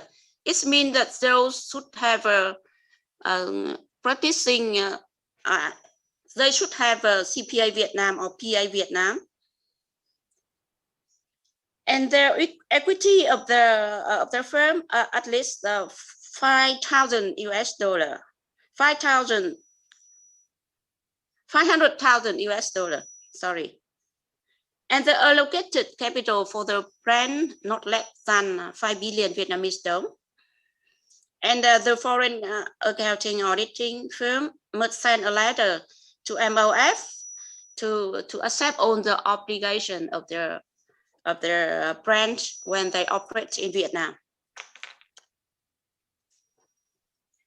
And the one other service is the liquidator or insolvency services. It's also the condition service in Vietnam, and a liquidator can practice by individual or in the property management enterprise. And to practice, As a liquidators, applicant must have full CV 0H capacity and having a practicing liquidator certificate. That certificate is issued by the Ministry of Justice and have registered with the Department of Justice at the provincial level when the firm is located. And in order to get the practicing liquidators certificate, the person should be a CPA or lawyer or a person with a bachelor degree in law and have at least 5 years of working experience. Next slide, please. And I share with you some of the careers opportunity in Vietnam for ASEAN CPA. Here is some figure. As of May this year, we have 5,636 certified public accountants and 1,091 professional accountants. And among that, we have 2,347 practicing auditor who is eligible to sign audit report. And also we have 411 practicing accountants. For auditing firm, we have 209 auditing firm, including on the Big Four, BDO, Grant Thornton, PKF, also presented in Vietnam. And we have 148 accounting firm. And it's not, here is only the number of the person and firm they provide accountancy services. We not account here on the accountant who work in business, in industry and in commercial.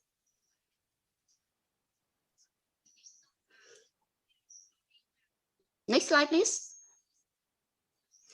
And I list here the accountancy service in Vietnam into two kinds.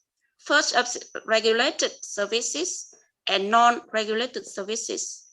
As I said with you, the accounting services, auditing services, and insolvency services, not yet open for ASEAN CPA, RFPA, because each own require the person have the CPA Vietnam.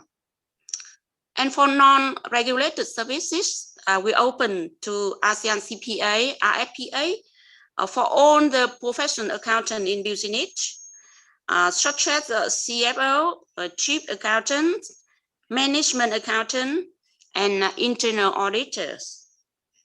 Next slide, please.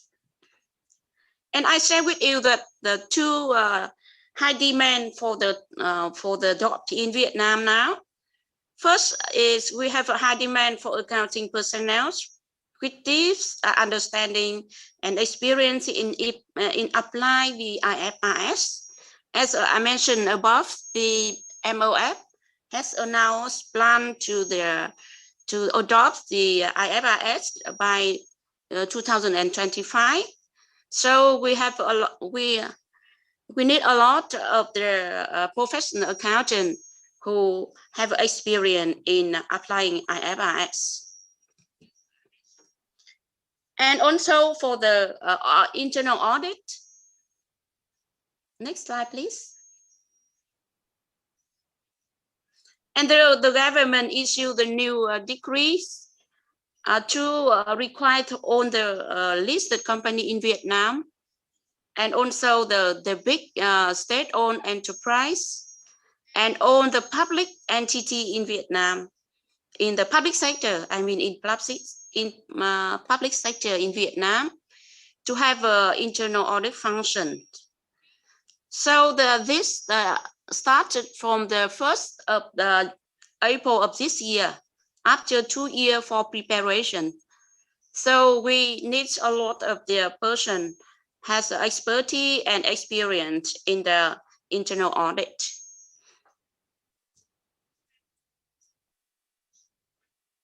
And the next part is the I inform you with the process of a registered foreign professional accountant, RFPA in Vietnam. Next slide, please. Here you can see the procedure. The step one, the applicant should send the applicant and also some materials such as copy of work permits, copy of ASEAN CPA certificate, and also documents showing the collaboration intention between the Vietnam professional accountant and RFPA, or copy of employment contract. So the applicant send on to the MOF, and then when MOF they check the document and also inform the successful applicant and add his or her name on the list of RFPA and disclose on the website. And for the unsuccessful, we also inform the reason. And then the MOF will notify to APAC and also the secretariat and MC of the origin country about the RFPA application in Vietnam. Next, please. And I share with you some information about the Vietnam work permit requirement. And each application should meet the general requirement for the person who work in Vietnam.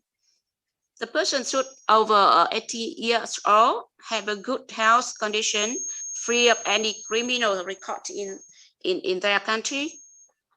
And for the job assignment, like the foreign expert or technical worker or director, CEO, they should meet the requirement of the education experience and also the experience working in relevant to the job position they intend to hold in Vietnam.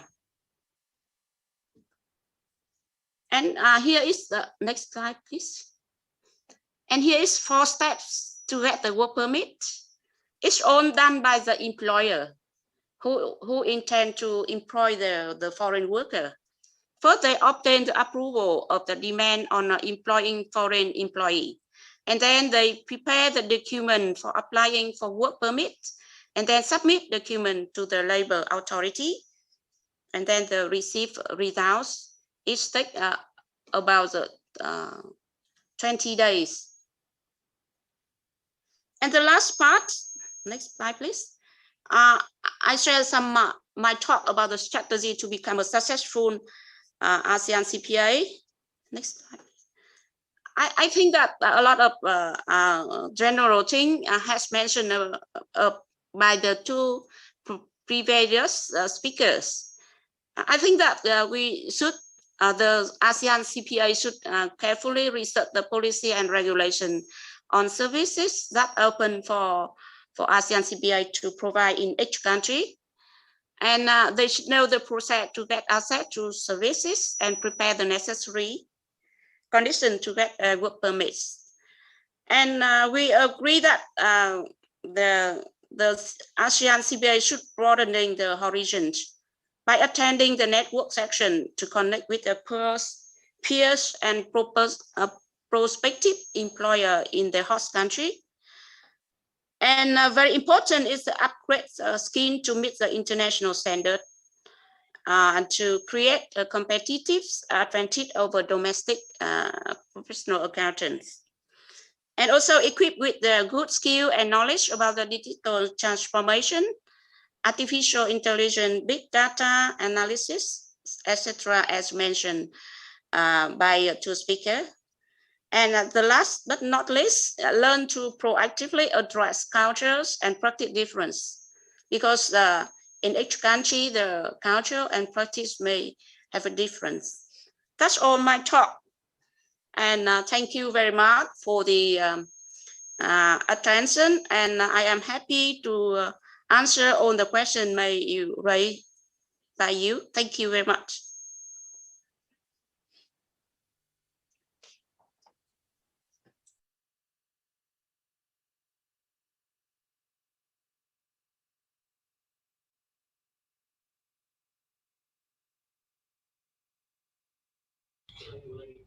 All right. I'm sorry. Thank you, Ms. Nung, for your presentation. So from your presentation, we can conclude that there are two professional associations in Vietnam. They are Vietnam Accounting Association, or VAA, and Vietnam Association of Certified Public Accountants. And the strategies to become a successful ASEAN CPA, according to Ms. Nung, are first, carefully researching policies and regulations. Second, knowing the process to get a work permit. Three, broadening horizons to connect with prospective employers in the host country. Upgrading skills to meet international standards. Be digital savvy and learn how to address cultural and practical differences. All right, ladies and gentlemen, I'd like to remind you that you can submit your question through the Q&A feature for participants in the Zoom webinar or through Slido, which link is on your screen. You can ask questions either in English or Bahasa, whichever is more convenient for you. And before I open the Q&A session, I will give you the keyword for today's webinar. The keyword is ASEAN Chartered Professional Accountant.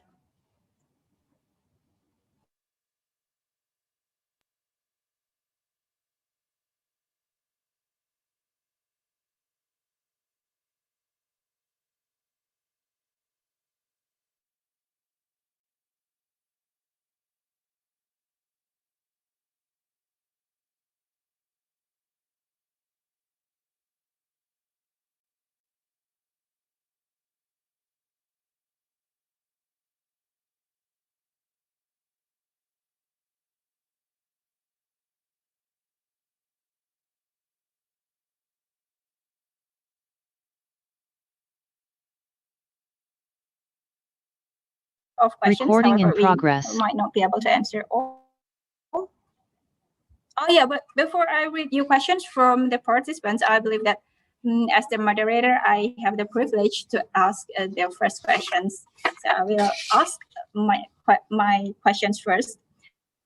My first question to all of the speaker is, currently there are restrictions to travel to other countries during the pandemic, and we are still unsure when this pandemic will end.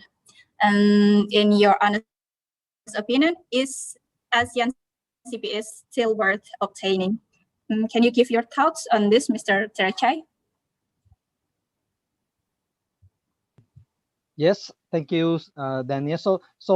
Can you repeat the questions again, because the signal is not okay for me? Okay, a little bit. All right. There are restrictions to travel to other countries during the pandemic, and we are still unsure when this pandemic will end. In your opinion, is ASEAN CPA still worth obtaining? Okay, thank you very much for your answer. It's really interesting questions. Is that for about these obstacles about the pandemic? So I think the traveling is prohibited, right? So I think for the answers that I have said in my sessions is that in this time it's not good for traveling. So I think ASEAN CPA should prepare themselves a lot for everything. For example, to stay connected together, to work with the technology. So I think for the further work in other country, especially in the ASEAN country, I think it's not just to have the just only travel. You're gonna have to the connection, prepare yourself a lot to connect everything. So I think for this time, we're gonna have a lot of channels in order to work with other persons. So especially, so if you want to work with the other countries within the ASEAN, you can prepare yourselves a lot for a contract, for doing and training and collaborating with the targeted country that you want to work with.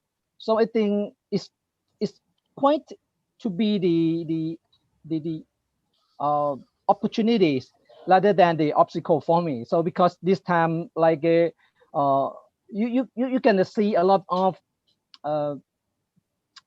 channels and technology that you can apply with. So for example, in the past, the accountants may be rather conservative, right? So you cannot use any high technology. So something that happened for the pandemic COVID-19, so you cannot travel. So you have to use a lot of technologies in order to enhance your your practice. So this time, I think no other fields of the profession can like look down in the academic practices, right? So because now we can equally performance in using the technology as well, right? So I think this time it should be the a lot of opportunity for the ASEAN CPA to prepare themselves, and I would like to say that connection is very important. For another one is that we can have a lot of events related to the ASEAN CPA. For example, especially for the Alpha. Alpha has another organizations with composed of the academic body within the region, right? So we can have a lot of events to connect together and prepare ourselves to work mobility in future. So I think the travel problem is, I believe that it may be released in future years because it now have the vaccines, right? And rather efficiency. So if not the fourth wave is okay. So now the third wave, right? So I think, but I believe that in future for this, the COVID-19 is rather the normal diseases. It's not just the new, except you can have the new diseases in future. I'm not sure, but now I think it's like a fluence, for instance, something is like a normal in future. So vaccine we can use on this. In Thailand as well, we try to release this problem a lot. And I think at the end of this year, it will be release everything. So, but in futures for my in short is that for me is that we're gonna try use this opportunity, prepare ourselves, stay connections, and increase the skill, and open the mind to obtain everything. So for me, thank you, Daniel. Okay, thank you, Mr. Tarajai. So basically, the pandemic is not an obstacle; it's an opportunity to prepare ourselves. Yes. All right. What do you think about this, Dr. Mazila?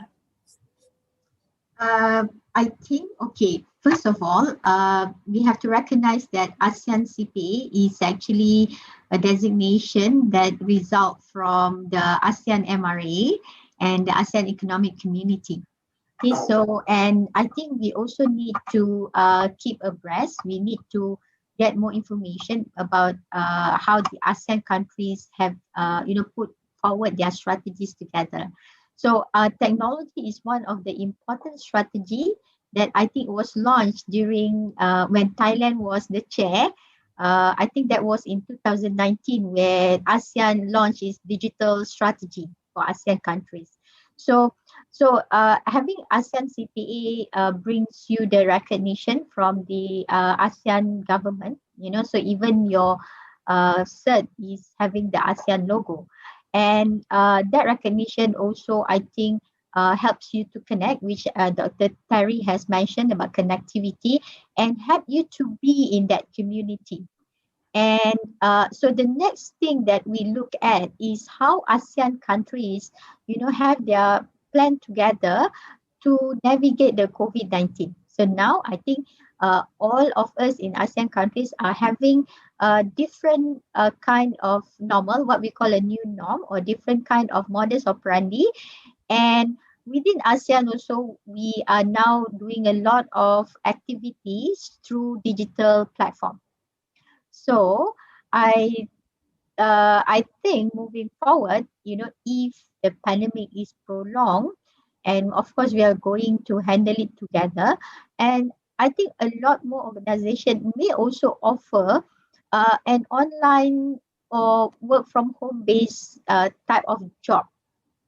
Okay, and this probably in the area where you don't need to be physical, in the area of say analysis, research, analytics. So there I think the such kind of jobs may emerge. So this is where I think preparation is very important. And Dr. Terry also has mentioned that when you have ASEAN CPA, you can be more involved, and we can get to know about the situation or the economic situation in each of the ASEAN countries in a much better way, and we get all that information.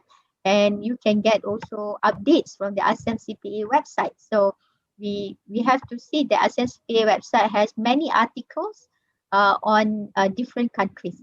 So I think these resources are also very good, and we need to keep updating ourselves. And for those who own a firm or those who own a business, they may also create this type of job where you don't need to be there. You can do it from home, especially when it is research based. So if you're talking about IFRS, a lot of IFRS analysis, it can be done from home because those are, table, what we call desktop analysis. So I think that kind of job should be more considered by employers around ASEAN. And globally, I'm aware there are more employers globally have offered that kind of job for international applicants. So that's my view. And I hope we can move together in ASEAN countries in a more robust engagement and collaboration. Thank you. Okay. Thank you, Dr. Namazila. Do you think people who are remote working from each of their country still need an RFPA to work remotely in your country? Do they still need RFPA? As regarding RFPA, one of the role of the body, the national body, is to look at the regulation.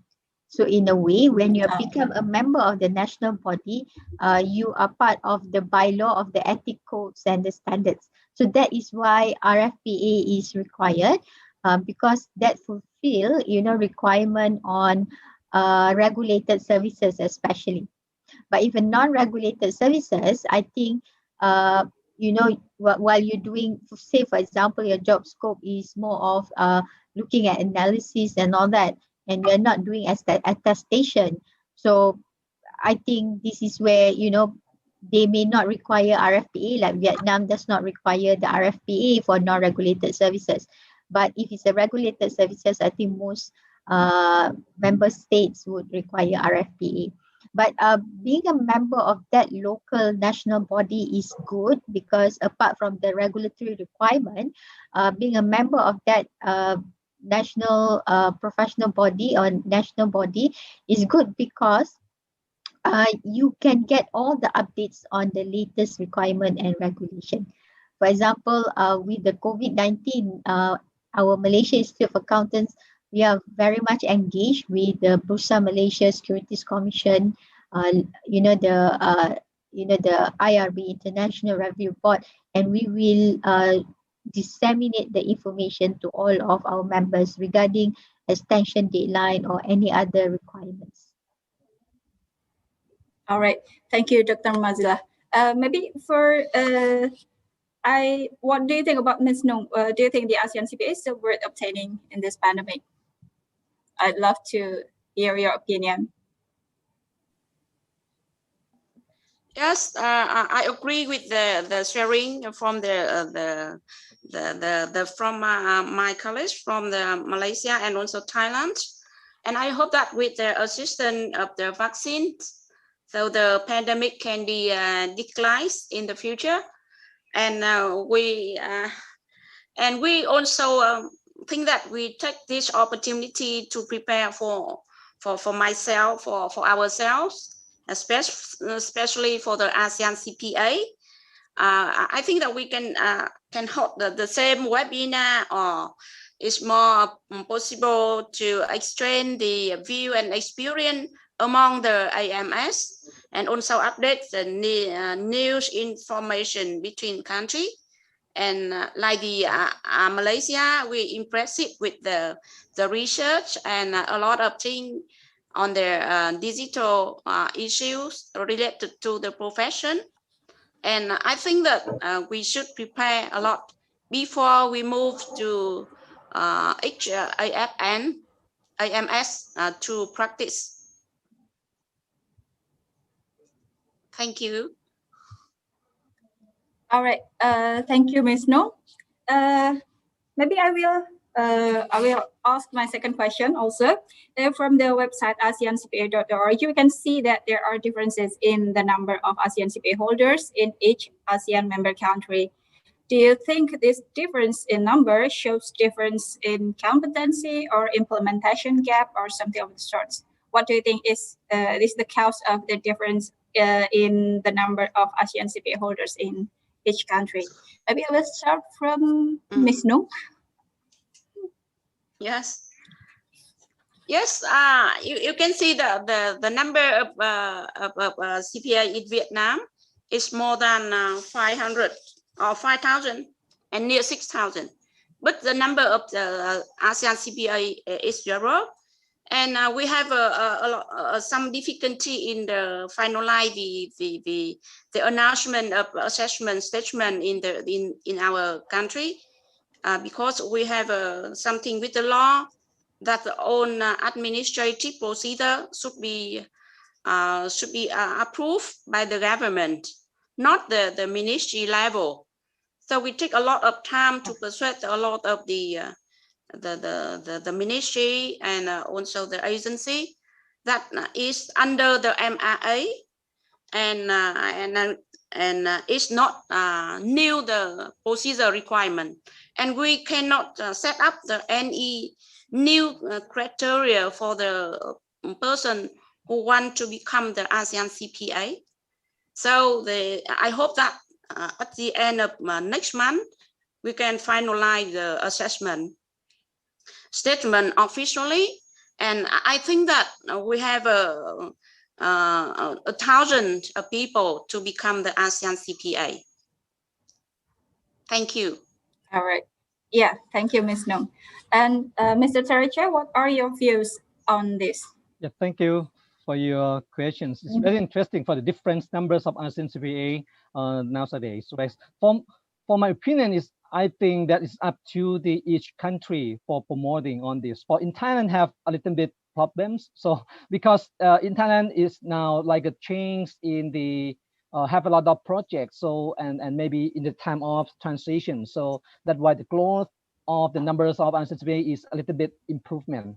So I think it's up to each country. I think for Thailand, we're gonna have a lot of plan to promote about the increasing ASEAN CPA, because the problem is that I think it's rather the general problem is that who hold the ASEAN CPA now and cannot travel to other country, what is the benefit they can get on this? So I think it's very important questions that we have to deliver to the prospect of ASEAN CPA first. So I think ASEAN CPA is not just the people don't to work across the country. I think for the foreign company want to get and recognize the performance or the capabilities of ASEAN CPA as well. For example, in Thailand have a lot of foreign companies. So I think I like to sure that they recognize the ASEAN CPA, not just the local and also the foreigner as well. So I think it's the thing that in each national body of the accountancy have to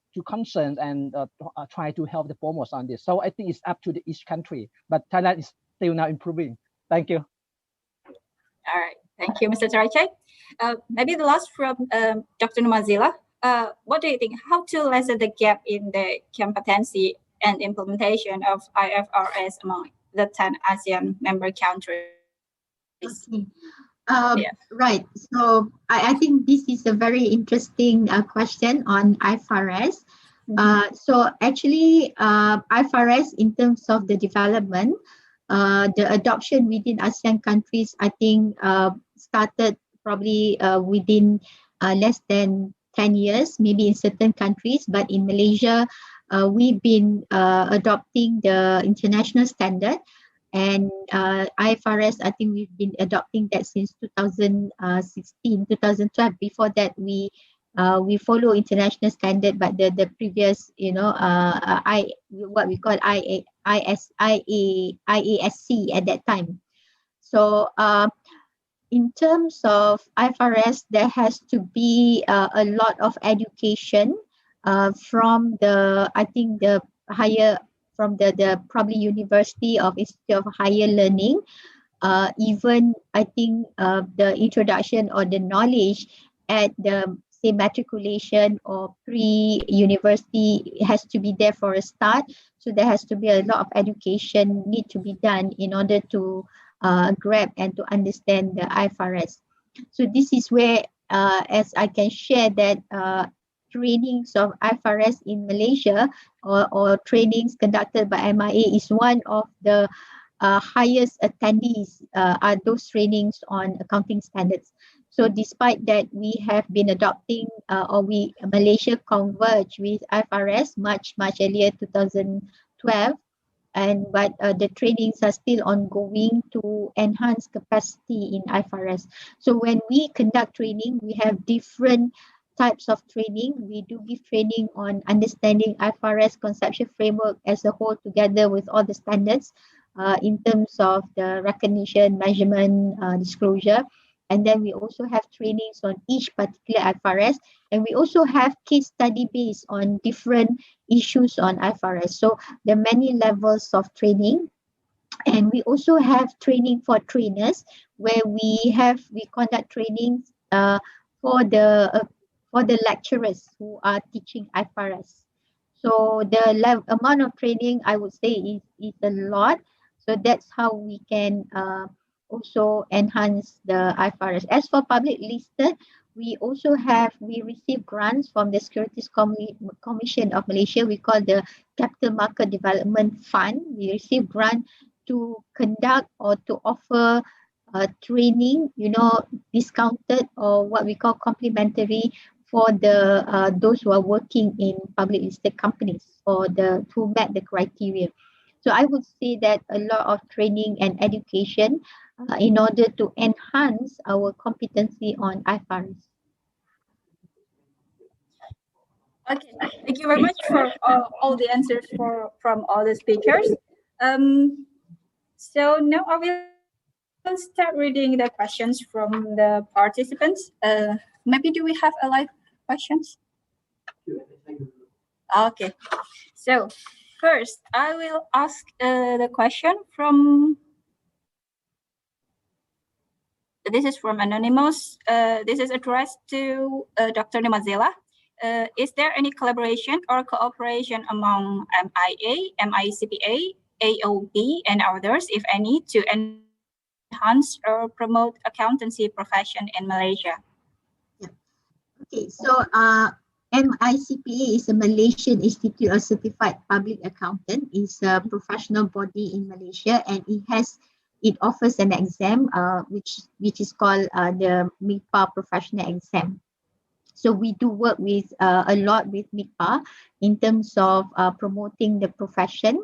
Of course, we also work with a lot of other professional bodies who are present in Malaysia, like ACCA or ICAW or CPA Australia, Chartered Accountant of New Zealand. They do have their presence in Malaysia as well in promoting the accountancy body. So AOB is Audit Oversight Board, which is under the Securities Commission. So it looks after the auditors of public listed company who are part of the capital market ecosystem. So with regards to our relationship with AOB, of course, we work very closely in ensuring that the auditing community are actually well regulated, and also to ensure that we achieve, together in Malaysia, a good audit quality. So we do work with AOB, but we work AOB very much mainly on the audit area of auditing, enhancing the audit quality. We work with MIPA, of course, in ensuring that the profession is, relevant, and ensuring that the professional accountants in Malaysia are well skilled and well qualified. So, but apart from these two bodies, MIA, works with a lot of other organizations, because our policy or our principle is to collaborate, and we do a lot of collaboration. In a year, I think we have more than probably 30 events that we collaborated. So collaboration with, for example, International Federation of Accountants, ASEAN Federation of Accountants, we collaborate with a lot of professional bodies as well. So, for example, we also collaborate with the European Federation of Accountants, EEFA. We do adopt their digital competency, where we share that with our members. We collaborate with firms in terms of our technical advocacy. So we are working a lot in collaboration. So of course, our aim is to, one of the big project that we are undertaking is actually to promote the future relevance of the accountancy profession. We are, advocating that even though there's technology in place, the profession will still be relevant, because accountants and auditors will adopt technology and will harness. So technology are tools, and we are human with the professional skills and knowledge and the ability to make judgment. And so we need to use the tools so that we can be better in performing our roles. So don't let the technology, make us obsolete. So we need to use the technology properly so that we can be better. So that is what we are promoting. Okay, so in order we won't be obsoleted, we need to improve ourselves in every way possible. Okay, so we got a question from Miss Melanie. This is from Slido. This is a question for Mr. Terachai. Does Ministry of Commerce do oversight to accountancy professions, especially public accountant? If yes, to what extent and how it coordinate with SEC? So the question is that, sorry for the questions again, please. Does the Ministry of Commerce do oversight to accountancy profession, especially public accountant? If yes, to what extent and how it coordinate with SEC? It's meant the public accountant, right? It means the CPA. It's mean the practice as a CPA, right? So but by now it's not just around for the foreigners. So but have a little bit. I'm not sure I can answer for the directly for the questions.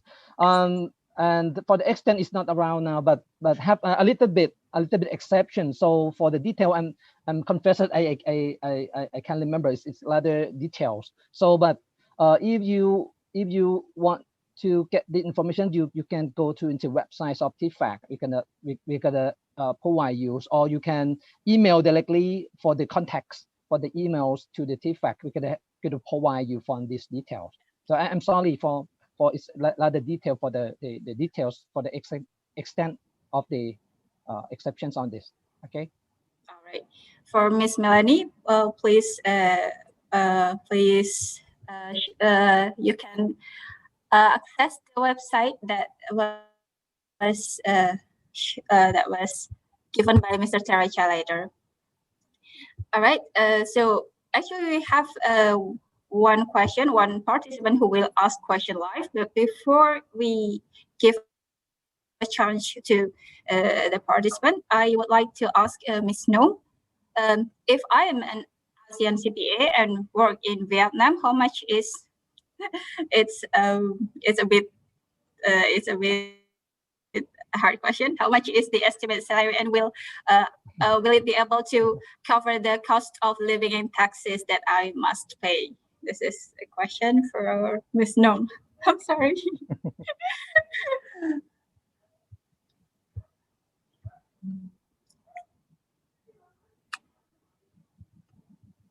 Ms. Nong, I'm sorry, you're still mute.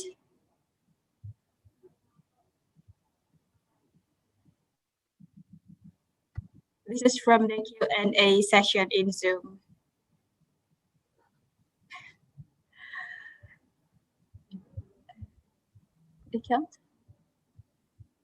And thank you for the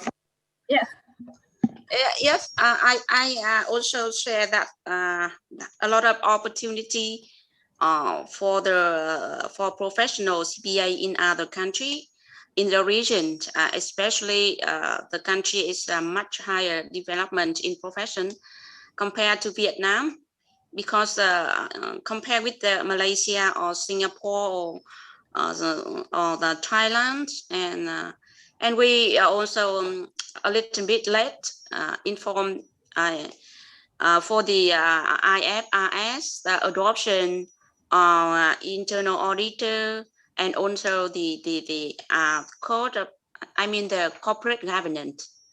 So a lot of opportunity for profession in the region to come to Vietnam.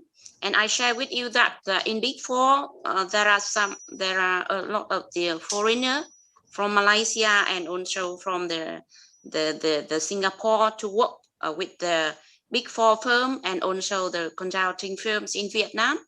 And also for the business in for the accountant in business, they play as a chief officer, chief financial officers, and also the chief accountant. And we have a lot of chance. It means that we open for the high expertise in the profession, and to come and to train and to practice and sharing the experience in Vietnam. So I think that with the new demand for the renovation of the profession in the apply the international accounting standard and also the corporate governance. So I think that we can welcome and have a good opportunity to receive the ASEAN CPA in Vietnam. And you as I mentioned that we not require any license from the NAB or MOF for that kind of job. Only the work permits. And for the work permit, we also given priority to the expert in the profession. So I think that the high possibility to work in Vietnam.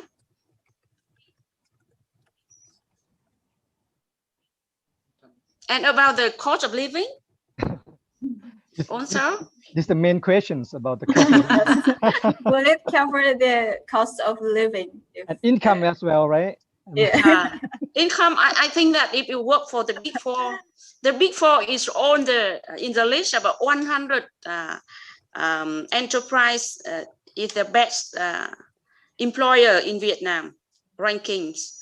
So I think that if you work for the accountancy profession, I think that you receive the high incomes in Vietnam compared to the other professions. All right. Thank you for the insight from all of our speakers today. I think we have one participant who want to ask directly. Yeah. Who will be? It will be? Wait. Okay. So Miss Ira, can you please unmute yourself and show your video? Okay, thank you, moderator, for the opportunity. So I got a lot of new information this morning from this webinar. Thanks for all the speaker, Dr. Nur Mazila, Professor Tei Raichai, and Miss Litai. So I wanna ask one question. Would that still be promising applying for an ASEAN CPA since the MRI only cover the bookkeeping profession or non-auditing? Is this profession highly demanded in all Asian countries, especially Malaysia, Vietnam, and Thailand? Thank you.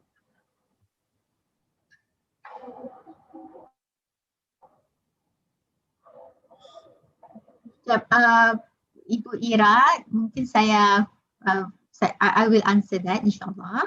So, okay, the MRA actually maybe just mention a few type of jobs like bookkeeping, but I think now we know that the accountants, the accountancy professional, they are doing, they're not probably doing bookkeeping anymore, but they're more like trusted business advisors. Yeah. And so trusted business advisors, they can either working in firm or they can work in companies. And the one that is opt-out, that is not within the scope of the MRA, is being an auditor or the one who signed the audit report. So, but so if we understand the MRA very well, so if, for example, you would like to work as a CFO, most countries, I think those are not regulated, but unless you are in public listed. So some countries may regulate that, but in certain ASEAN member states, like for Vietnam, so Nung mentioned that you can work as a CFO being an ASEAN CPA in Vietnam. So this is where I think when we talk about ASEAN CPA, behind the birth of ASEAN CPA, there's a lot of hard work. I've been there, being part of the ACPAC since 2015, where there's a lot of deliberation and hard work before we agreed with the statement, and before we all agreed with the ASEAN CPA. So the value of that is that this ASEAN CPA is not just it does not happen just within short time. It has been like 6 years or probably 5 years of intense discussion within the ASEAN member states. And we also had a consultant in 2015 who actually gave out a report. I think that is within the grant that we receive, that actually do an analysis of the qualification. So what does it mean? It means that this ASEAN CPA is something that has been thoroughly discussed, so it has value that come with it. And each of the monitoring committee also has actually gone through a lot of deliberation before they come with the membership statement. So and to employers, so it's important. So how do we talk to employers about it? So employers need to be aware of this ASEAN CPA. When they are aware, of course, if within all the candidates, there would be a difference between those who have ASEAN CPA, because you've gone through that deliberation and check, and those who does not have. For example, an employer in Malaysia receive applications from 10 countries, so they would be more comfortable with those with ASEAN CPA, because they know that this candidate has gone through checks, and verifications in terms of their background and qualification. So that's the difference.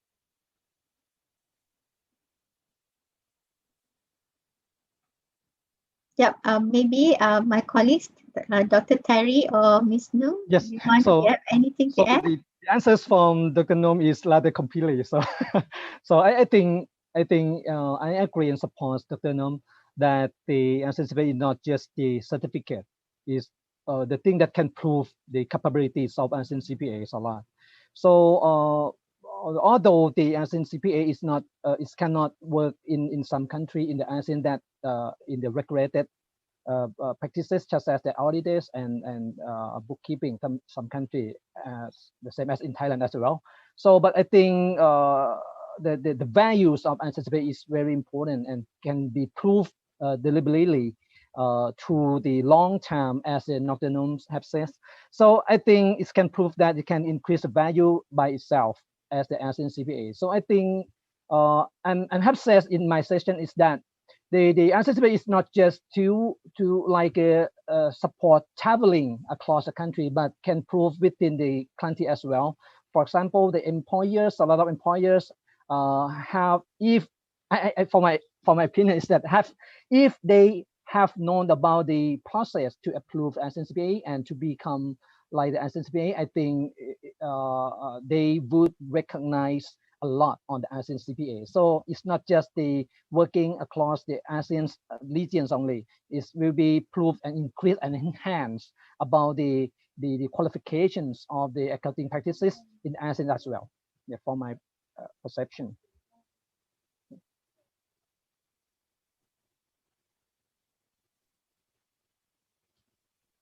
How about thing, Ms. Nung?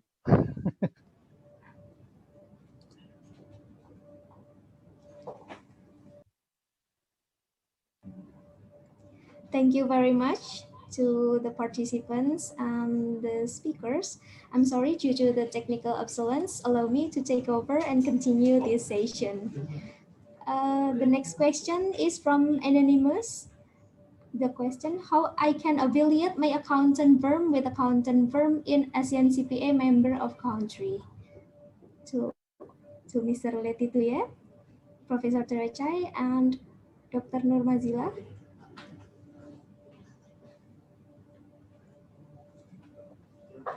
So can I first? Yes. So the question is that how to contract, right? Often, right, to the firm to firm in each country within the ASEAN region, right? Yes, how I can affiliate my accountant firm with accountant firm in Okay. ASEAN CPA So country. so it's a very good question. Is that so? For the ASEAN CPA, it's not just have them alone, themselves alone. So we're gonna have the accounting organizations, for example, Alpha. So now today we're gonna have work really hard to work with together very closely to try to to have the connectivity each other. So I think try to do like this. For I can read some example between the Thailand and Singapore, and now have the some campaign to link together about the practitioners among the countries. So this campaign is try to have to match together between Singapore firms and local Thailand accounting firms, something like this. So I think the connections or connectivity for each country is maybe can be supported by the Alpha as well. It can be it will be better. So I think so. For my recommend that I would like all of you as an ASEAN CPA to have the join all of the events and follow up the events in various events, for example, from Alpha, from the APEX, or from the local accounting bodies. So it's going to have to help you and enhance connectivities among the countries or everything. So I think it's going to help you on this part. Yes. Maybe I can also give a bit of knowledge on that, probably some answers.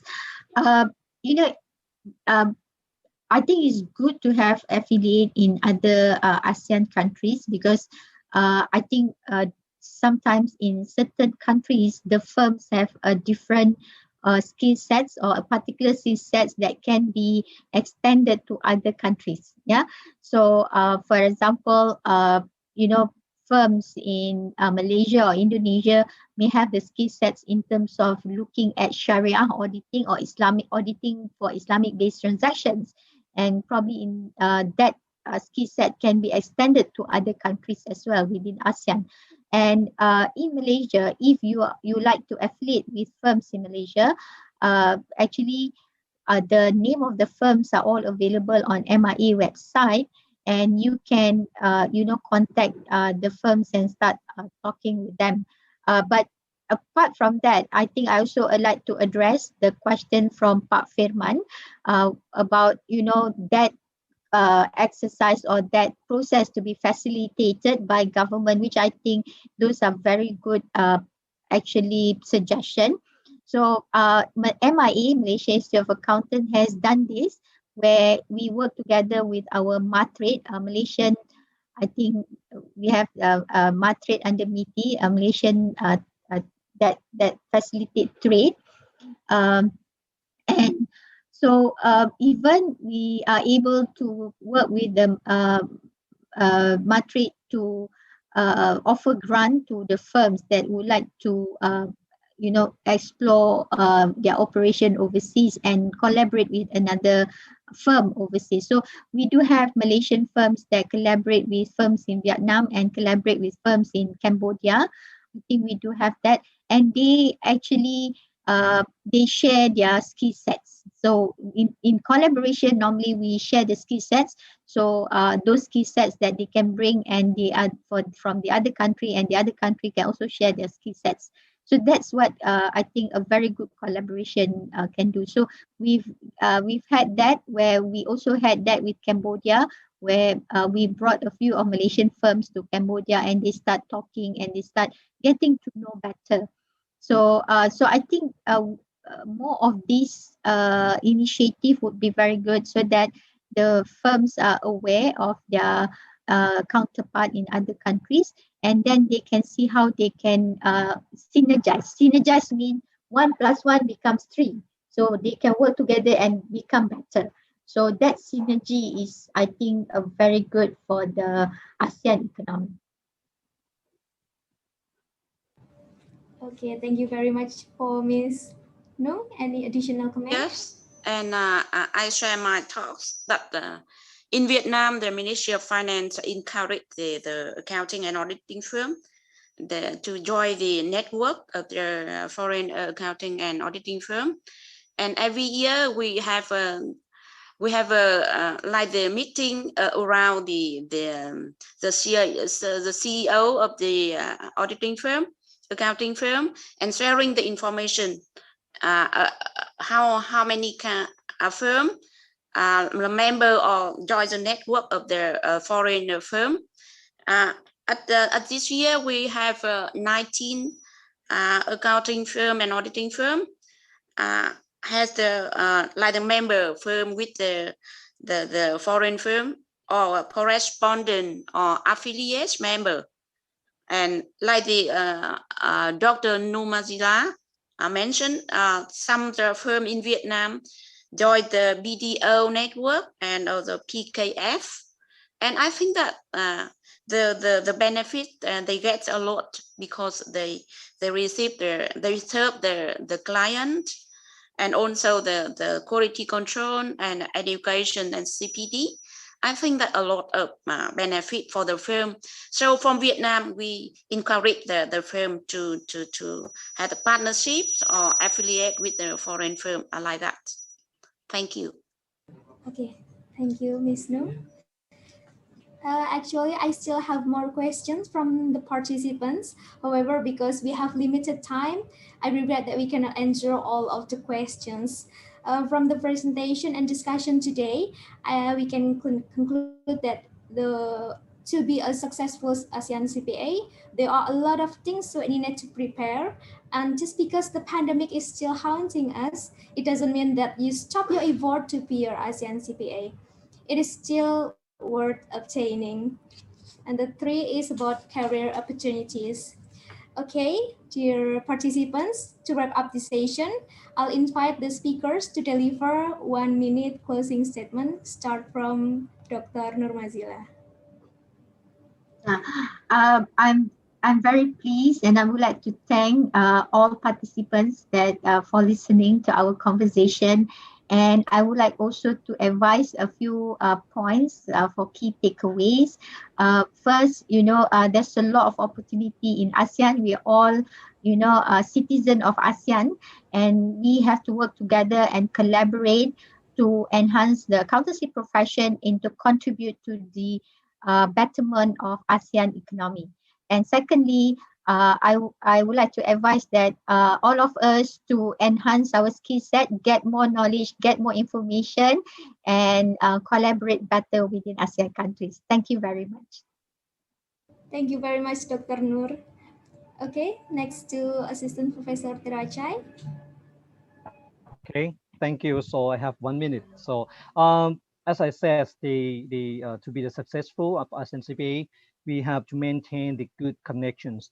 And for the skill, it's very important. So try to develop your skill, don't stop, and to increase your skill in every time and everywhere that you have the opportunities. And the last one, you choose can be the agile and to open your mind to everything. I think these are 3 main things that can help you to be the better and to be the good ASEAN CPA. Thank you. Thank you very much. Next to Ms. Nung. And for myself, and I also give my sincere thanks to the AMCI, and also the speaker and participant for this webinar. I think that is very useful information provided for the participant. And I think that become the ASEAN CPA is there also a lot of benefit for the holder, and not only for the personnel, but also for the whole country in the region. And I hope that we can share expertise and technical issue and also the practice, the best practice to help the profession in Vietnam, also in the region to support the growth of the economy in the region. So we can target the one vision of the ASEAN one community and one identity. And thank you very much. And I hope that we will organize a lot of webinar among the AMS in the future. Thank you very much. Thank you very much to all the speakers. Before closing the session of this webinar, I'd like to thank the participants who are following this webinar until the end. And thank you very much for your active participation and unwavering attention throughout the presentation and discussion. As the moderator of this webinar, I apologize if there are shortcomings and mistakes during our webinar today. Let me inform you that the keyword of this webinar is ASEAN Chartered Professional Accountant. ASEAN Chartered Professional Accountant.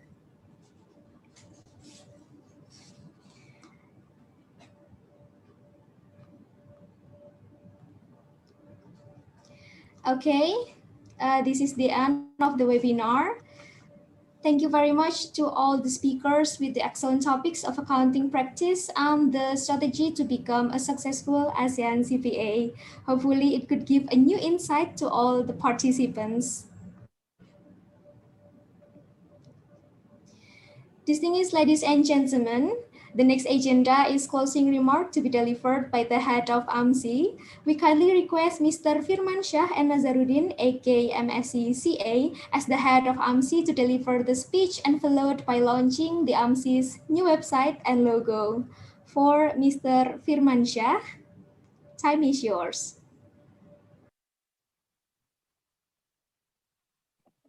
Terima kasih, Ima. Assalamualaikum warahmatullahi wabarakatuh. Good afternoon, ladies and gentlemen. First of all, I'm very happy attend this very excellent webinar. I believe all of you have been following this webinar, ASEAN CPA, great opportunities to succeed in ASEAN with great enthusiasm. It's my pleasure that we had a useful sharing and discussions. At this moment, I would like to express my appreciation to all speakers, Dr.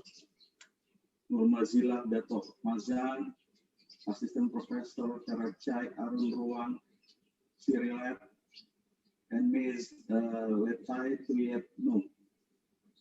I'm sure that all speakers have presented and shared very useful material about the accounting practices, career opportunities, and strategy to become a successful ASEAN CPA that could broaden our horizon and knowledge. I would like to thank to our participants who joined this seminar from all over the ASEAN member countries and to committee's members for organizing this seminar very well, so the webinar can run smoothly. We apologize for any inconvenience that you might experience during this webinar. Furthermore, on behalf of Accountancy Monitoring Community Indonesia, I would like to inform you that AMCI is committed to providing excellent services to stakeholders. In order to improve our services to stakeholders, AMCI always pursues continuous improvements in various aspects, including developing the AMCI website, which you can access from www.amci.org, and rebranding the AMCI logo. We have developed a new AMCI website with some updates and improvements. Some of major updates on website are: one, redesign the website's appearance with simple and more modern theme. Second, edit search feature of applicants to track programs of status ASEAN CPA registration. Third, edit a search feature for non-applicants or public to search and check the list of ASEAN CPA holders from Indonesia. Fourth, edit pop-up notifications to some screen regarding the search menu information above to make it easier for visitors to be directed to search menu directly.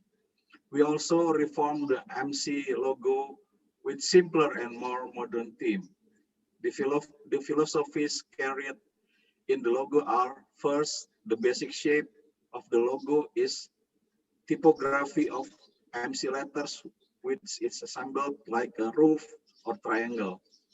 The roof shows AMCI as a shelter for ASEAN CPA holders from Indonesia to take part in ASEAN, and triangle symbolizes its dynamic nature.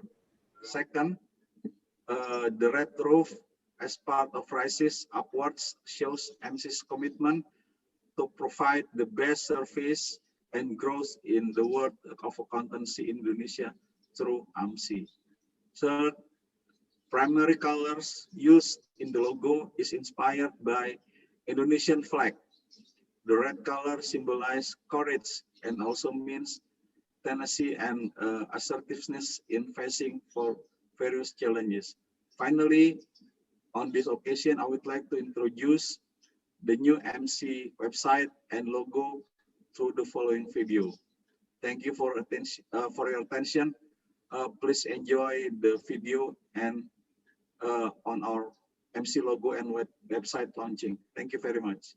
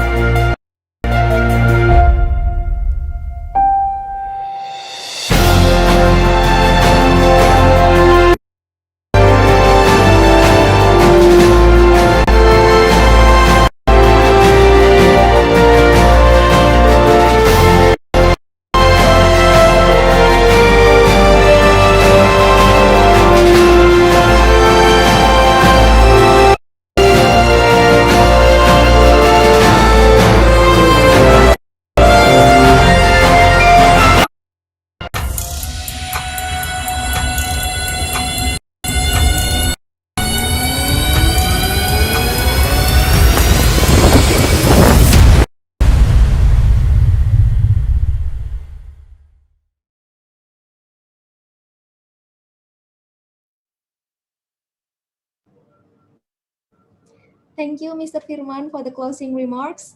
Dear audience, please give a virtual applause for the AMCI's new website and logo.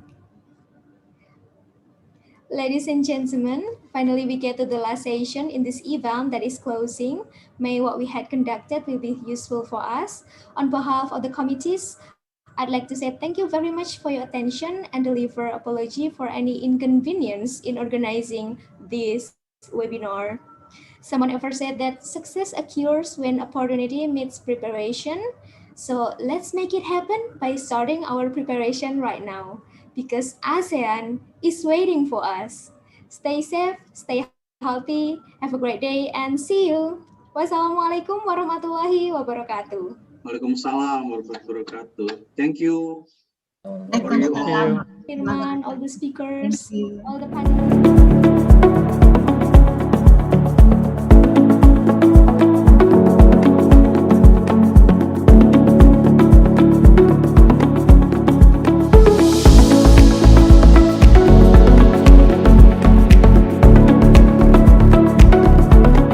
Thank you everyone. Bye-bye. Selamat sukses, AMCI. Mbak Eni, makasih Terima banyak. kasih Weni. Makasih Pak Firman, Mas Ari, Makasih, Mbak Bu Eli. Maya, semuanya. Eli.